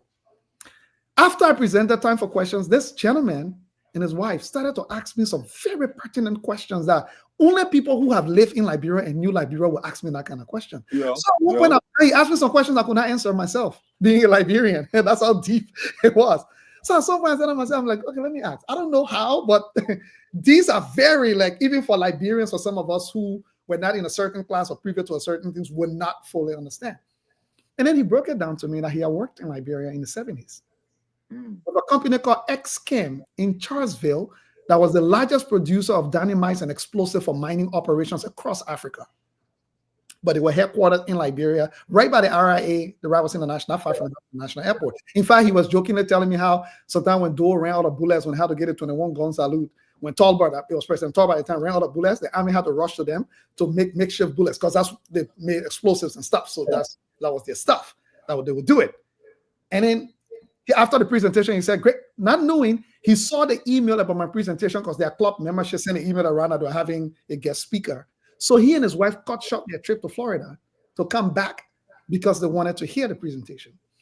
He wrote a check on the spot for $10,000 as his contribution to the project. I thank him. And this is the point I want to make, no many stewardship. Fundraising is not the hardest thing. The people who will give you the most are the people who you steward well. He donated $10,000, he and his wife, and thank us and everything. We left. I came back. We stewarded that gift. And what stewardship meant, I was accountable, reported back to him step by step, let him know how the money was utilized and what portion of the project it was going to. Every time, just little emails, updates. When I go to Liberia, I come back, I'll bring pictures of the site, progress made, and send it to him. And we kept on the conversation back and forth. And then I invited him one time. He said he would like to see our offices. I said, absolutely. He drove down. This guy drove down in a Toyota Yaris, right? Came down to our offices. We sat in the meeting and we asked him. And one of my mentors in fundraising was with me. The guy from the university that I talk about, I met me. Whenever I get big guns, I pull him in for his expertise. Yeah. Oh yeah, most definitely. That's how you maintain your network. And we have planned to make an ask of him, right? To donate 200,000, I think 100,000, whatever it was. We had planned to ask him. He preempted us. In the meeting, after we were meeting and everything about the rabbi, he said, okay, here's what I'll do, Leo. I gave you 10,000 the last time. I will top it up to 100K. I'll put 90,000 on top of the 10,000 I gave you the last time to top it up to 100,000. Excited. He left. Again, I stewarded that gift. This was like a year and a half after he gave the first 10K. I stewarded that gift. We took good care of him in fundraising and said, take care of your donors. Took good care of him. And then I had the opportunity to host President's Relief. And he donated during the COVID when COVID struck. We were struggling. One day I just got up, I saw a donation of $50,000 online. He called, he said, I donated that. It's just for the organization. He said, I'm not doing COVID. Nonprofits are struggling. So $50,000 just to help with your operations as you transition through COVID. Bingo. And then I had the opportunity, the university, McMaster University I graduated from, had been trying to get Madam Sirleaf. They had tried 3 times, they failed. So the VP for International told them, said, I don't know what you guys are thinking, but if anybody might be able to help you guys cross the structure, it may be Leo. Leo works in Liberia extensively. You guys, why if we talk to Leo to see what his thoughts are in terms of what strategy might work? Because they were trying to get Madam Sirleaf an honorary doc, right? Bonnie was like, you know how many honorary doc that woman got hanging on her wall from Harvard, Oxford, and all. You're not going to impress her with another honorary doc to come with to Canada. So they called me, the university, top 75 in the world. McMaster called me. And I said to them, think about it, madam. I don't know Madam Sirleaf personally like that, but think about where she's at in her life. She's not trying to bluff with anything anymore. She's off a legacy. Yeah. This project we are doing, the Learning Center, is a legacy project. You might be able to pull her heartstring if you tell her we are doing it in exchange of support to a project in your country that would benefit the young people. You may just catch. Long story short, they agree. We use the approach, And then somebody, one of my best friends, listened to one of my podcasts, and I can go online on my Facebook page and be ranting. And the person I was talking about the Congo and native situation in the country. And the person told us, Madam, you have to listen to this young man. And then she was like, who young man? She was like, these young kids, what are online, all they're talking nonsense that they know nothing about. The person was like, no, this young man sound different. And how she listened to the podcast, and then she made a correlation that I was the same young man trying to get her to come. And she said, then definitely I have to go to Canada. And this is her own admission publicly. I'll send you the speech. Okay. I said, I wanted my cell phone ring. I picked out a man and said, on the phone. First, I thought I would prank. And I did prank and prank your phone. But long story short, Madam Sharif came. So I used the opportunity to bring this gentleman over at the Madam Sharif visit because he had met with Madam Sharif several times when she was Minister of Finance. Because at the time, he was the CFO for one of the largest companies in the country, employers. So he used to meet with her all the time around policy issues and blah, blah. I think at the time, they were also doubling as the Honorary Consul General for Canada too. So he used to meet with her all the time. So he was excited, at the opportunity. That's why he came. When we called him up to give remarks, at the time, we were shy $350,000 to finish the first phase. And he stood up there. He said, Leo told me he shot $350,000. So in honor of Madam Shirley's visit, we would donate the entire $350,000 on the spot. Anyway, I gave you the story in a minute to tell you. And again, we kept stewarding that donor. Guess what happened 6 months ago? When we called everybody to thank them with the completion of phase 1 in operation, he showed up and wrote a check on the spot for $1 million. Well, you can't beat that. You can't beat that. I mean, that is quite interesting. But I mean, it's quite interesting the way you laid out the fundraising piece, right? How you were able to fundraise at different stages of your project. I didn't think about that. My thought is, okay, you have a $2 million project. And that was my timeline that I talk about. Yeah. Those milestones. Yeah. Oh no, that's very interesting, and it changes everything, right? Because, like you said, not everybody have the potential to write big checks, but if you can break the project down in phases, and then people can come in and relate to those different phases and donate. Dr. Kennedy, do you have anything else to share? So, Leo, here's a question, man. This is great. Thanks for taking us through. So, during the phases, right, when you conduct a stewardship or feedback back to the audience. So, let's say after you commenced the foundation level, now you came back. Were you assured of subsequent funding during that time, or were you just kind of saying, look, yes, No. well, completed? And then the second piece to that was the audience was the same amount of people that funded the first phase. So Everybody, So I learned one thing. Everybody wants to be on a winning team, no matter how small the victory. Everyone in any field or any sector, even those of us that like sports. And, when you're watching a game, you wish that your team winning. And some people not switch team. Dallas Cowboys the other night. Dallas Cowboys, yeah. So everybody wants to be on a winning team. It's the same in fundraising. So when people invest in you initially, and you committed something to them, and you went and accomplished it and came back to them, you know what happens? There's a science to it. First of all, they've identified you as a winner. They're like, this person is serious. They said they were going to do this with this money, and they accomplish it. So it puts them in a situation of saying it's just a matter of time. This young man is not stopping. He's already demonstrated success. 2, they don't want their initial investment to go to waste.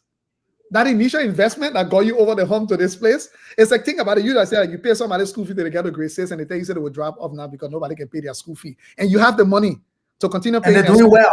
And they're doing exceptionally well. Just think about the way you feel, Dr. Clement. Now you can get and say, you know what? For the rest of the entire 12th grade out there, you finish, I will pay. Exactly. Right? Yeah. It's the same science. So when we didn't have any guarantee that any of these people will give us money or there was any money beyond that. But like I said, the guarantee we had was we raised enough money to finish what we committed to. And these people are not stupid. If they didn't think they wanted to be invested in the long-term data payment, why would they be investing in something that there is no guarantee that beyond there you have the money? Yeah. Just think about the logic of it all. Why would you put money into a foundation for a building that you did not think can finish, or you didn't think you have the capacity to help it finish? Yeah. But you put the money into the foundation of it. Do you want to see your money go to waste? No. You wouldn't want to. So what it's doing now is hooking you in that tomorrow when they say the project is threatening, if it means for you to go sacrifice yourself to go help fundraise for you and bring the money, and that's why people become champions of your cause. Yeah. Because they've already invested too much in it. So no, we were not guaranteed. And the audience kept growing. Every time there was success, the people who gave first brought their friends. They were like, oh, let me carry you to this thing that I've invested in. It's pretty interesting. You got to hear this young man. So that audience kept growing every time. So very interesting. So Leo, let me ask this question. So I got two questions. So the first question has to do with stewardship. So you mentioned stewardship. That word just kept ringing in my ear. So the whole idea or the process of stewardship, how are you going about it? Are you doing like a newsletter that you send out to your donors that says, hey, here's where we are with the project. These are some of the things that we've completed. Thank you for your donation. And how often are you doing this? And then once you speak about that, I want us to talk about your team. So I know you talked a lot about your own exploits and how you went about doing this thing, putting the dream together. I know for a fact that you had a team. So I want to hear about your team and how they kind of went along with you on this journey. Yeah, and I want to give a shout out to Desmond Finlay. He calls me, I'm his political leader. So, Desmond, good to see you. I know you're online, Chief. Anyway, yeah, that's my little brother. Yeah. He got another name, but won't call it yet. Yeah, won't call it yet. So, stewardship, right? We do newsletters, but newsletters are not stewardship, to be very honest with you. They are public announcements. Okay. You write one newsletter, you send it to 5,000 people. It's not personal. So, in my job, majority of my time I spend having coffee meetings with people and visiting them. So when you see me fly, people don't know why I travel. One day, so when you say visiting, are you going to their homes, their offices? It could be their homes, it could be wherever they feel convenient. Most of the time when you reach out, they will determine where they want you meet. Sometimes they start by meeting somewhere public, but then the more you build a relationship, then they invite you into their homes. Or most of my donors, I meet them to their homes, actually, most of them. Because you want the conversation to get more personal. So when you see me fly to DC one day, New Jersey, other places, most of the time it's all donor meetings, right? Because think about it, if I meet 100 people for coffee meeting individually, and even if I have to fly, it might cost me $20,000, right? But sometimes just 5 of those people donating might raise me $50K and a 30,000 profit. Yeah. Right? So this is where stewardship is, because stewardship has to be personally tailored. All of my donors are different. There are some of them that love phone calls. They just love to chat. There are some of them that love just short emails. They're quick email communicators. There are some of them that love company. You go to visit with them. They want to see you. Some of them love the one-on-one reports. I'll take the reports with me. We talk about it together. Some of them. So you got to know when you start to deal with a donor, you get to know them, who they are. And so my job, I would say 70% of my job is stewarding donors. 70%. Is visiting with them, meeting with them, phone calls, because some of them you can't physically visit, but phone calls with them, emails. I want to send out a newsletter. A personal email to that person is more powerful than them receiving your newsletter that you generically wrote for everybody. Because that person might have given to you in a very particular context. They might have given to you to support the Liberia project, but your newsletter, they're talking everything you're doing. So you don't go in depth to any one of them. You're just giving general information of all of them. But that person was interested with the Liberia project. When I steward them directly, I do an in-depth. I can give them more context compared to when they just received the newsletter. So no, stewardship is not the public. That's why I say events don't do well. Events are great for celebrating your exploits and your success. Coming to my team, it's been the key piece for me, right? Right now, Empowerment Square hires over 30 people in Canada alone, right? 2 different locations or so. So we have a big team. But when it started with just I alone, right? But the vision of system level and long term attracted the right type of people that thinking that way too. When you do short term, you want to attract short term people that most people got problem with. Oh, the person came today, the cost where they left because they're here for 6 months, 1 year they left. The person came because you want to attract the temporary people. So after 6 months, you're not going nowhere. Like you're wasting your time. They move on to the next thing. But when you put system level, the people minds who think that way, it peaks. That's why Roger Troll, the guy from the university, the vice president, called me in his office. Because what we were talking about, you're like, okay, these kids, what they're talking about, I don't know if they realize that how long it takes to get to this stuff.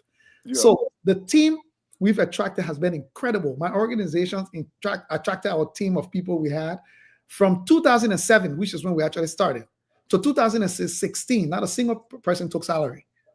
It was all volunteers.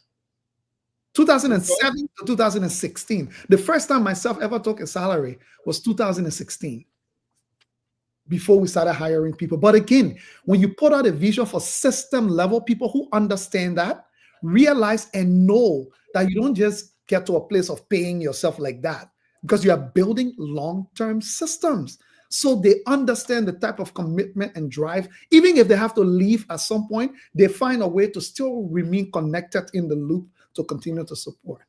And So I'm looking at my notes here, and from the earlier conversation, you said you had a dream to build this library in 2004. No, 2004 from the camp. Yeah, and then the Empowerment Square was established in 2007. Correct. So from then, and then so between that, so it took you another 3 years from the dream, yeah, to actually get the Empowerment Square going as an organization. And then from 2000 years, I left the camp 2006. So even when I had a dream, 2 of those years was stay on a refugee camp in Ghana. On a refugee camp. I came to Canada in 2006. All right, Dr. Kennedy, you go ahead before I ask the next question. Desmond is asking, I think, whether he can call. So Desmond will share the number. Anybody wants to call can call in. I don't know if that's what you mean. Oh, yeah, no, he's number at the bottom there. He can call. Yeah. No, he was saying, when can we speak? I see. Go ahead. Yeah, he can call. He can call the number. I think he'll be our first caller if he calls. Dr. Kennedy, you go ahead. Yes, sir. So again, not to be so redundant, but so let's talk about following. And as far as you being an example of setting the benchmark high enough for any young Liberian or young man or young lady that could be in a state of hopelessness now, I would say. That's the aura of poverty. Now, do you feel that you've gotten the ears, the follow of the right people? Sorry, guys. Do you feel like you've gotten, or are you're tracking the right people that could be impacted by your work, that legacy, that preferred? And the reason I say that is this, let me just clarify that, because in other social media platforms, you know where the following goes, and a lot of times it's towards negative and events outside of what we're talking. So do you feel like you are capturing the right minds of the right people? Yeah, so I would say 2 things. Yes, one. And the 2 things I'll say is this. Number 1, I will start with just the people who come on to join the vision, right? We talk about the team in Canada. No, I want to talk about the team in Liberia. Okay, yeah. I was going to ask you about that. Yeah, many people know Amma Harris. She works at Brussels, but she's one of those people that doesn't say much, but the kind of work she does allows her to interface with a lot of people. I went to Liberia, I think 2010 or 2011 it was. I don't even remember, one of those way back. And I went to do a presentation at Rotary. That time I was walking all over the place. And Amma was in this Rotary meeting. I made a presentation about my library. She also presented about her school that she was just working on at the time, and was inviting people to come there because they're having some kind of graduation. Me and my little white friend, we left that day. She came and gave her an invitation. That day, Mr. Green? No, this was Mark Stewart. It was another Mark Stewart, Mark Stewart, yeah. That day, if people know it rains in Monrovia, but man, that day, it rained from Pinsville to Point 4, where we were going 4.5 hours to get over there. We got at the program already finishing. Our shoes drenched in water, like wet, soaking wet. And we met with Amma. But that for her proved something. And she told me years later. And that's how Amma joined this Learning Center team, the whole Empowerment Square team. $0 all true. This is somebody who will be out, just call and say, Amma, we need this or whatever. Amma will get up. When it means she spend her own money, it means you just go and do it. But what I was saying is, it's also attracting the type of people who want to work.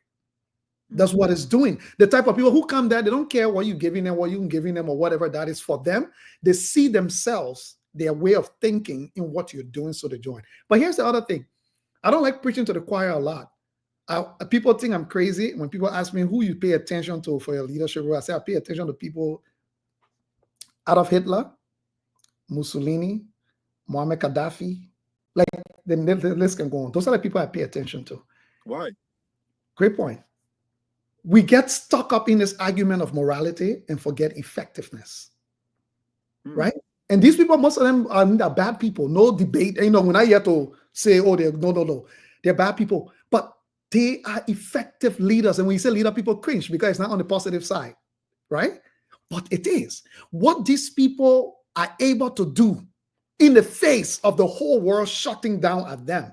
If we had that same guts on the good people's side, my brother, that have that kind of drive, that would say, you know, and the few people who have had that guts and drive, who saw what they were able to accomplish, the Mandelas, the Martin Luther King Jr. or whatever. So I paid attention to even President Donald Trump. I pay attention to these people because when these people decide that they're doing something, the more you try to stop them, it's like you drive them more. So I pay close attention to some of the ways some of the things that they're able to tap into, that level of belief and drive into what they do, even when everybody telling us it's bad. So think about it if you want to do something good and you have that kind of drive. And you know, think about where you could go. So for me, I like to go to the places my wife can get angry because in the car, they are listening to conservative radio, these hardcore extremist radio. And then she can be like, this stuff doesn't traumatize you. I'm like, no, I'm not going to listen to other people who agree with my views. Ain't no liberal radio there who already agree with the same thing I come and say that most of they come and say just to satisfy myself and to get myself. So, Sun Tzu. Exactly. Sun Tzu said, know thy enemy. Exactly. I want to hear what that people who I disagree with, that the people who I really want to hear, because I want to appreciate where they're coming from. You can never convince somebody unless you appreciate where they're coming from.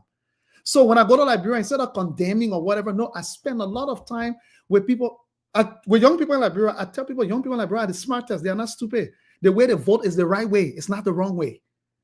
Because you know who they are subjected to? To those people that are there.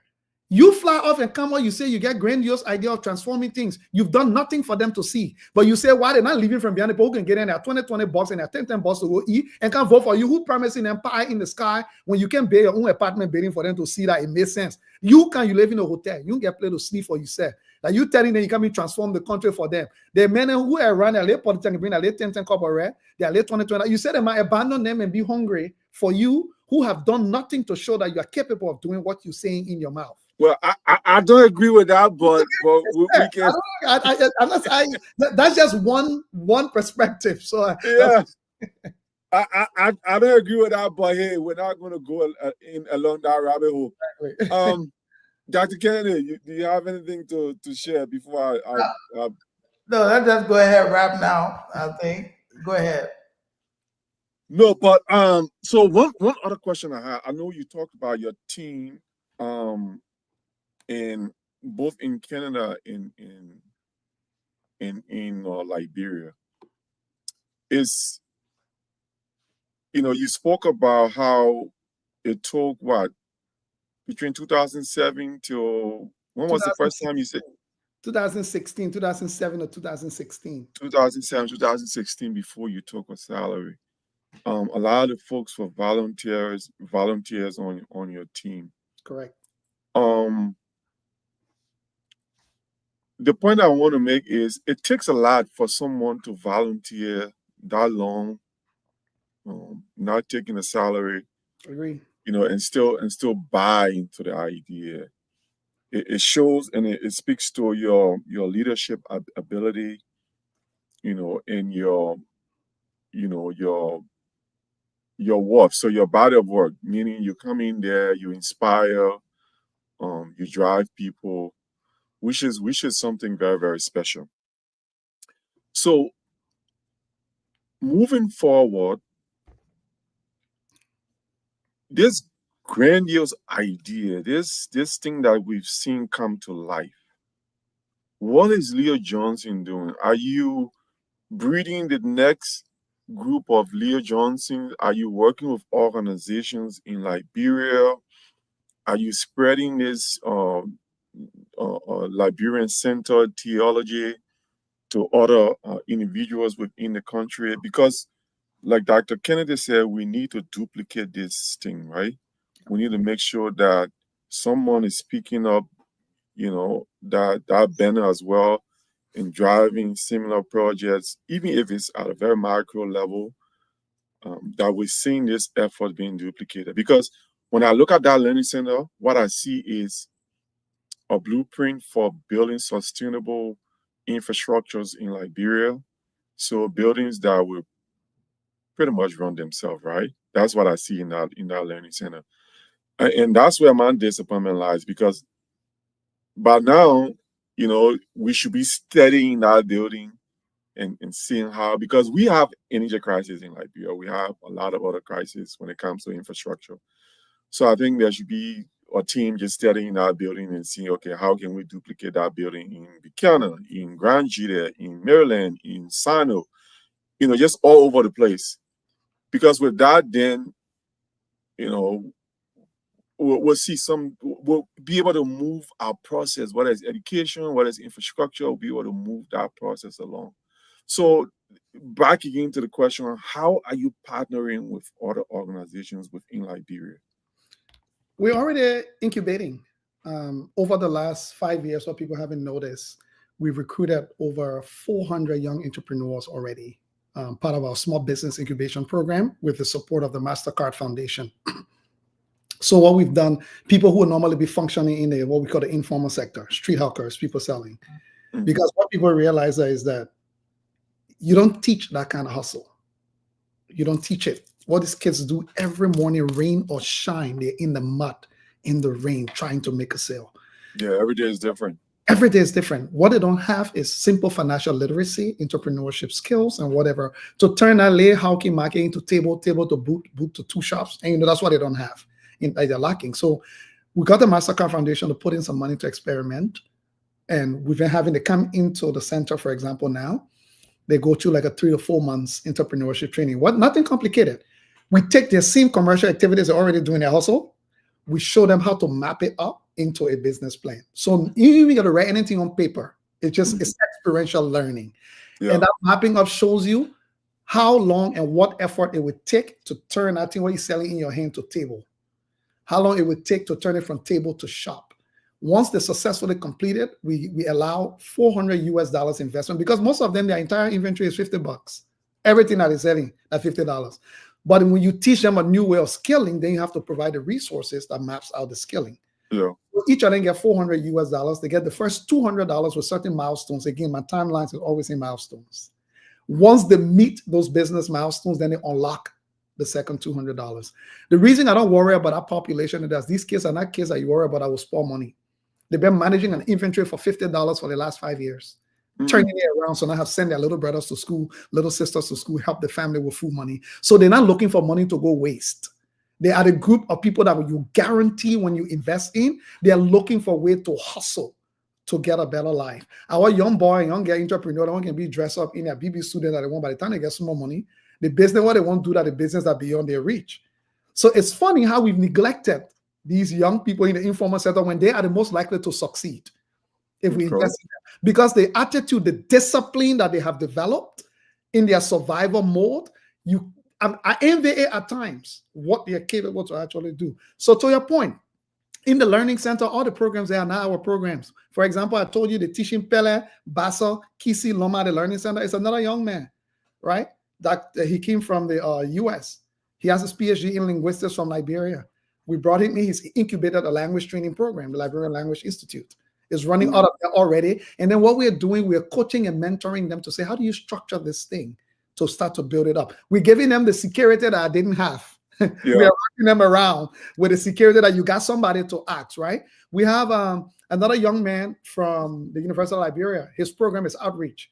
He takes the bus. We have a bus, picks up kids from the most remote community and running a literacy program every Saturday. He brings in these kids. We got so many other programs running in there that it's not us running it, because the goal of the Learning Center was not for us to create a program. Well, for us to look for innovative young people already doing all kinds of stuff in the community, bring them, incubate them, so that they can build the sustainability that they need around it and the prominence that they need, and provide them the types of resources to grow. So to answer your question, yes, we are already doing that, but we're not just doing it to be in what we understand, because the tools that we're talking about, it doesn't matter. What are you doing, business or doing nonprofit or doing education? These tools work wherever you apply them. They work, and there's a solution to them directly. Go ahead, Dr. Kennedy. So I think when I asked earlier, you talked about the folks that are had teamed up with you based on you convincing them to your work, right? Uh, but the larger young population, right? The larger young population, are they? Do you feel like a lot of the young people, like the kids that are selling inside the street, outside of your 400 kids or so, are they getting access to this message? Are they being inspired by your work? I And believe how are you reaching them? That was the real target group. Yeah, I strongly believe that at the yeah, learning center, what's happening there, yeah. the fact that on a Friday night, let me give you a second, Dr. Pittman, where Calabash is boiling because Friday night that Yeah, we went to Calabash, absolutely. we can get over 100 of them show up to the learning center on a Friday night, end of the week, and stay there all night because they wanted to be part of Sip and Paint. The fact that the learning center is supposed to close at 7 p.m., it stays open to 11 p.m. because most of them are still begging to remain there to get stuff done, right? For me, and the young men will come and pack their motorbikes and come in there to do work. And you know, in North America, we say the library is the greatest equalizer. The rich man child, the millionaire child were in the same library. I were there too. I'm going to be millionaire. Although the same when we're in our library taking my materials. It's the same thing that's happening. So I believe we're already attracting our audience by the fact that we're already overwhelmed with demand. And That's it's contagious. That's The incredible. moment other young people start to go tell other young people, say, I mean, I go out because the place is cool. The place is hip. When they come there, they're like, oh, the place is cool. It's nice. It's hip. See them pictures. Yeah. You know, see them pictures in the learning center every day. And I tell you, it doesn't matter what they come there for. It only came there just to hang out.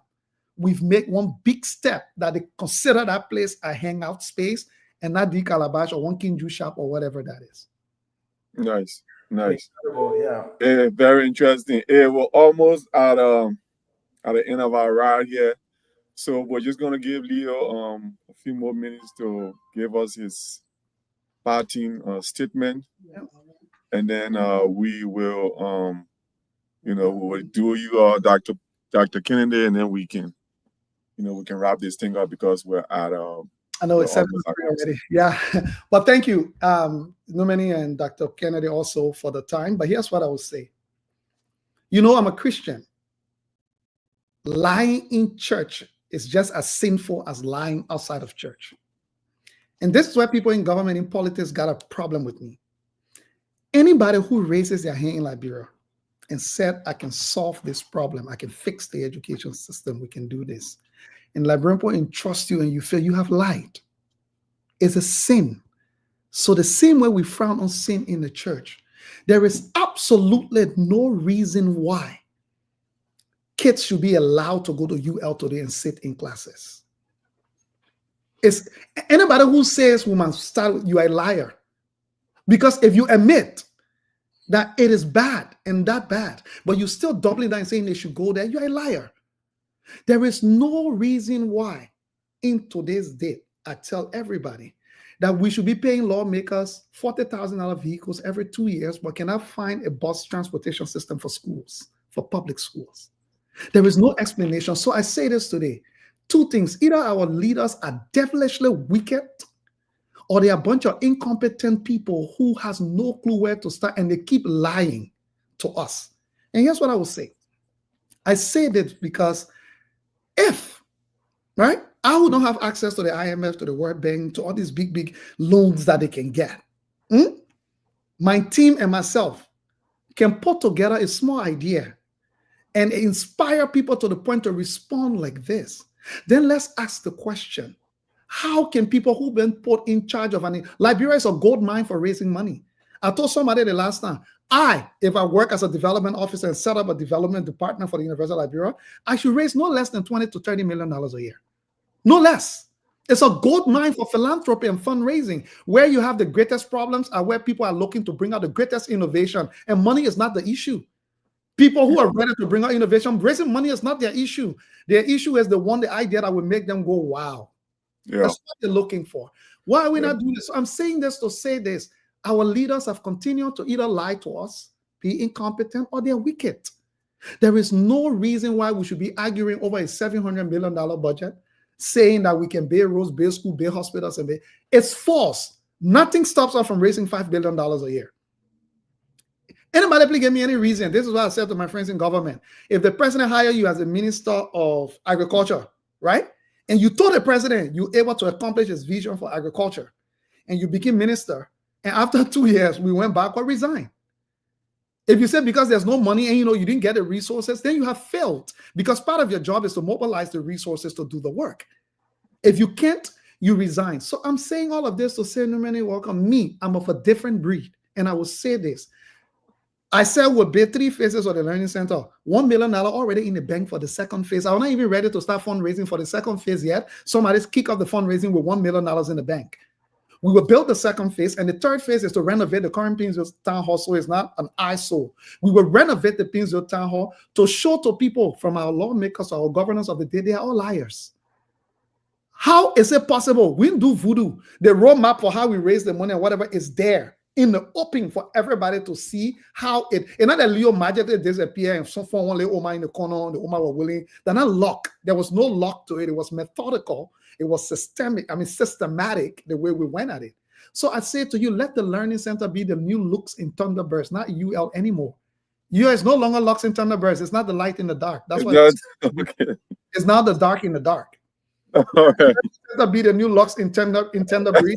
So we can start to see that it is possible that we can do for Liberia what anybody else can do, or even better, and stop doing small and mediocre little things here and telling people, say, at least we're trying. At least the people, if you want to try, then quit. We want people who can do, not people who can try. The great Leo Johnson. I mean, somebody say you're not only shaking the table tonight, you're shaking the almond tree, the plum tree, you're shaking all the trees. All right, man, Dr. Kennedy, let's have you wrap up. I don't know what I can say after all of that, though. I know, Leo is not in prayer, my man. But Leo, all I can tell you is thank you a million times for demonstrating, being a practical ambassador for what desire is, and I would just like to forestorm everything he just said. So you see, desire is a neutral piece. Desire, the element of desire is neutral, right? You can have the desire to be anything you want, positively or negatively, you know what I mean? But it awaits a system of committed actions over time to yield a result, whatever that is. You got kids that play basketball, both of you. If they want to be great basketball players or shooters, for example, guess what? They have the desire, so what? They're going to commit time, over time, habits, right? So let me drive home the point I'm getting at. He had a desire to make change. He put in committed practices, daily habits, over time. Yes, a result. So when I said earlier that I'm not into the political realm, but if I was to follow one person, it would be this young man. I'm not saying this so loosely. I mean it, because he had demonstrated where care for nation is, where care for transformation is. Everybody else has been pretenders. They do have desire, but the desire is followed by the habits, which is opposite of what transformational change is. Right. So I'm a desire to be whatever, lawmaker, president, appointee, whatever. But my desire is not to change and develop the future. Is to do what? Is to enrich myself and build my own personal enrichment. So guess what? Those habits that are going to fulfill that is what I'm going to follow. That's what we have. It's not only with the Learning Center and the education, but for me, I'm an avid basketball guy. Our state of basketball in Liberia is still in a state of destitute. So nothing that what he's talking about on the other side is separate from what we need in basketball. All right. So, but as a whole, I said this before, and I'll close here. One area, it will be difficult for it to outgrow the larger society, the larger economy, the larger development of the country. If they don't see that it's necessary, then guys like Leo's job become harder. It becomes harder, and the folks that in the position to collaborate going to see him as an adversary versus a collaborator. And with that, we have a problem, an epic problem that we all have to find a way to solve. So thank you for sharing this story with us. I'm inspired. I'm motivated. And I love to be on the platform with you. I learned so much. Thank you. Thank you. Yes, indeed. Yes, indeed. Gentlemen, I'm so inspired all the time by conversations with Leo, even during our private conversations. Um, he always, he one of the guys who light up, all the cells in my brain, and I start thinking about a million things, about our country, about the way forward. But one thing I always tell people like myself who have a lot of passion for Liberia and want to see this change, we have to bring people along. We have to bring people along on this journey, and a lot of times it'll be people that we don't agree with. It'll be people that we feel that are leading the process right now, but they're not leading, the best way possible. So in order to do that, I think we need to bring everybody along for the journey. We have to form a bigger table where we can scream and yell at one another, but at the same time have the consciousness and the mindset to still remain on the table to listen to one another. So that's where I come from. I admire your passion, Mr. Johnson. Brother Kennedy, I admire your passion as well.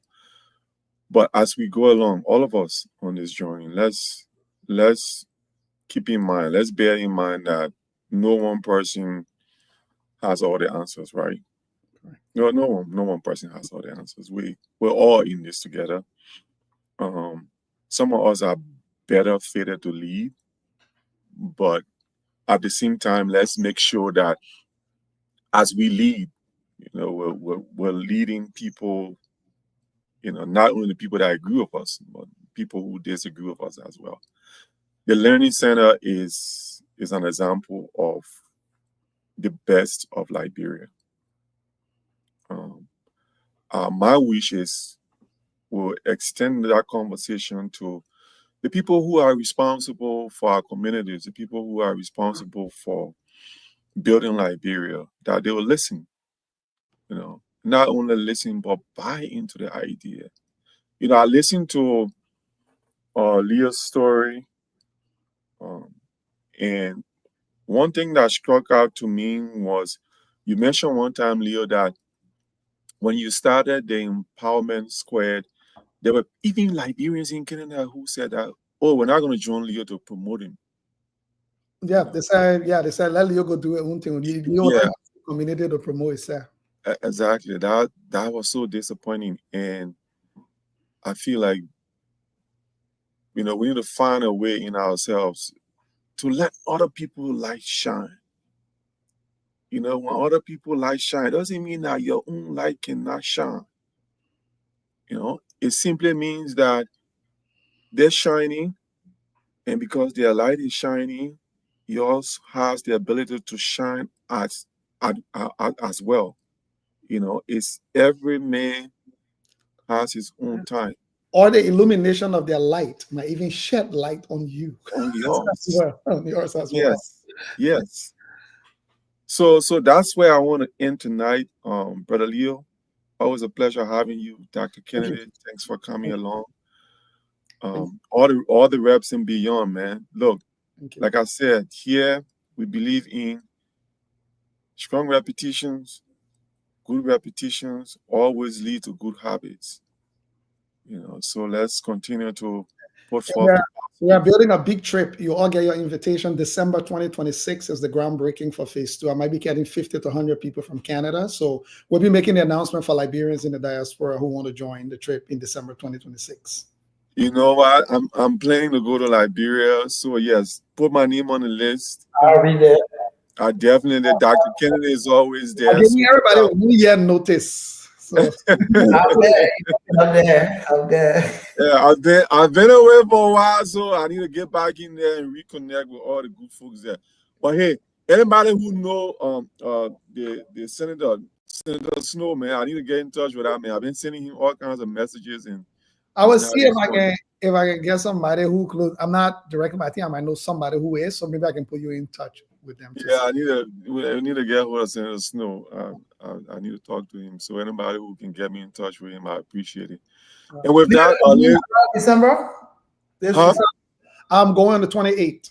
I'll Okay. be there till mid-January before coming back. This in a few weeks. Yeah. Okay. All right. Cool. Yeah. Well, Leo, give my regards to all my people. Tell them, we're here. We love Liberia. We're still contributing. We're in it. We're the ones who are in the background. We don't make a lot of noise Exactly. about the things, Yeah. about the things that we're doing, but we are in touch with our people. We do want to find a way forward. No, thank All you. right. Well, Gentlemen. ladies and gentlemen, enjoy your weekend, the rest of your time. If you're in Minnesota, stay warm. If you're anywhere else, be safe. Okay. And thanks for joining us on Allthereps&Beyond. Have a wonderful weekend. Awesome, Thank you. awesome. Yes, sir. How do I exit?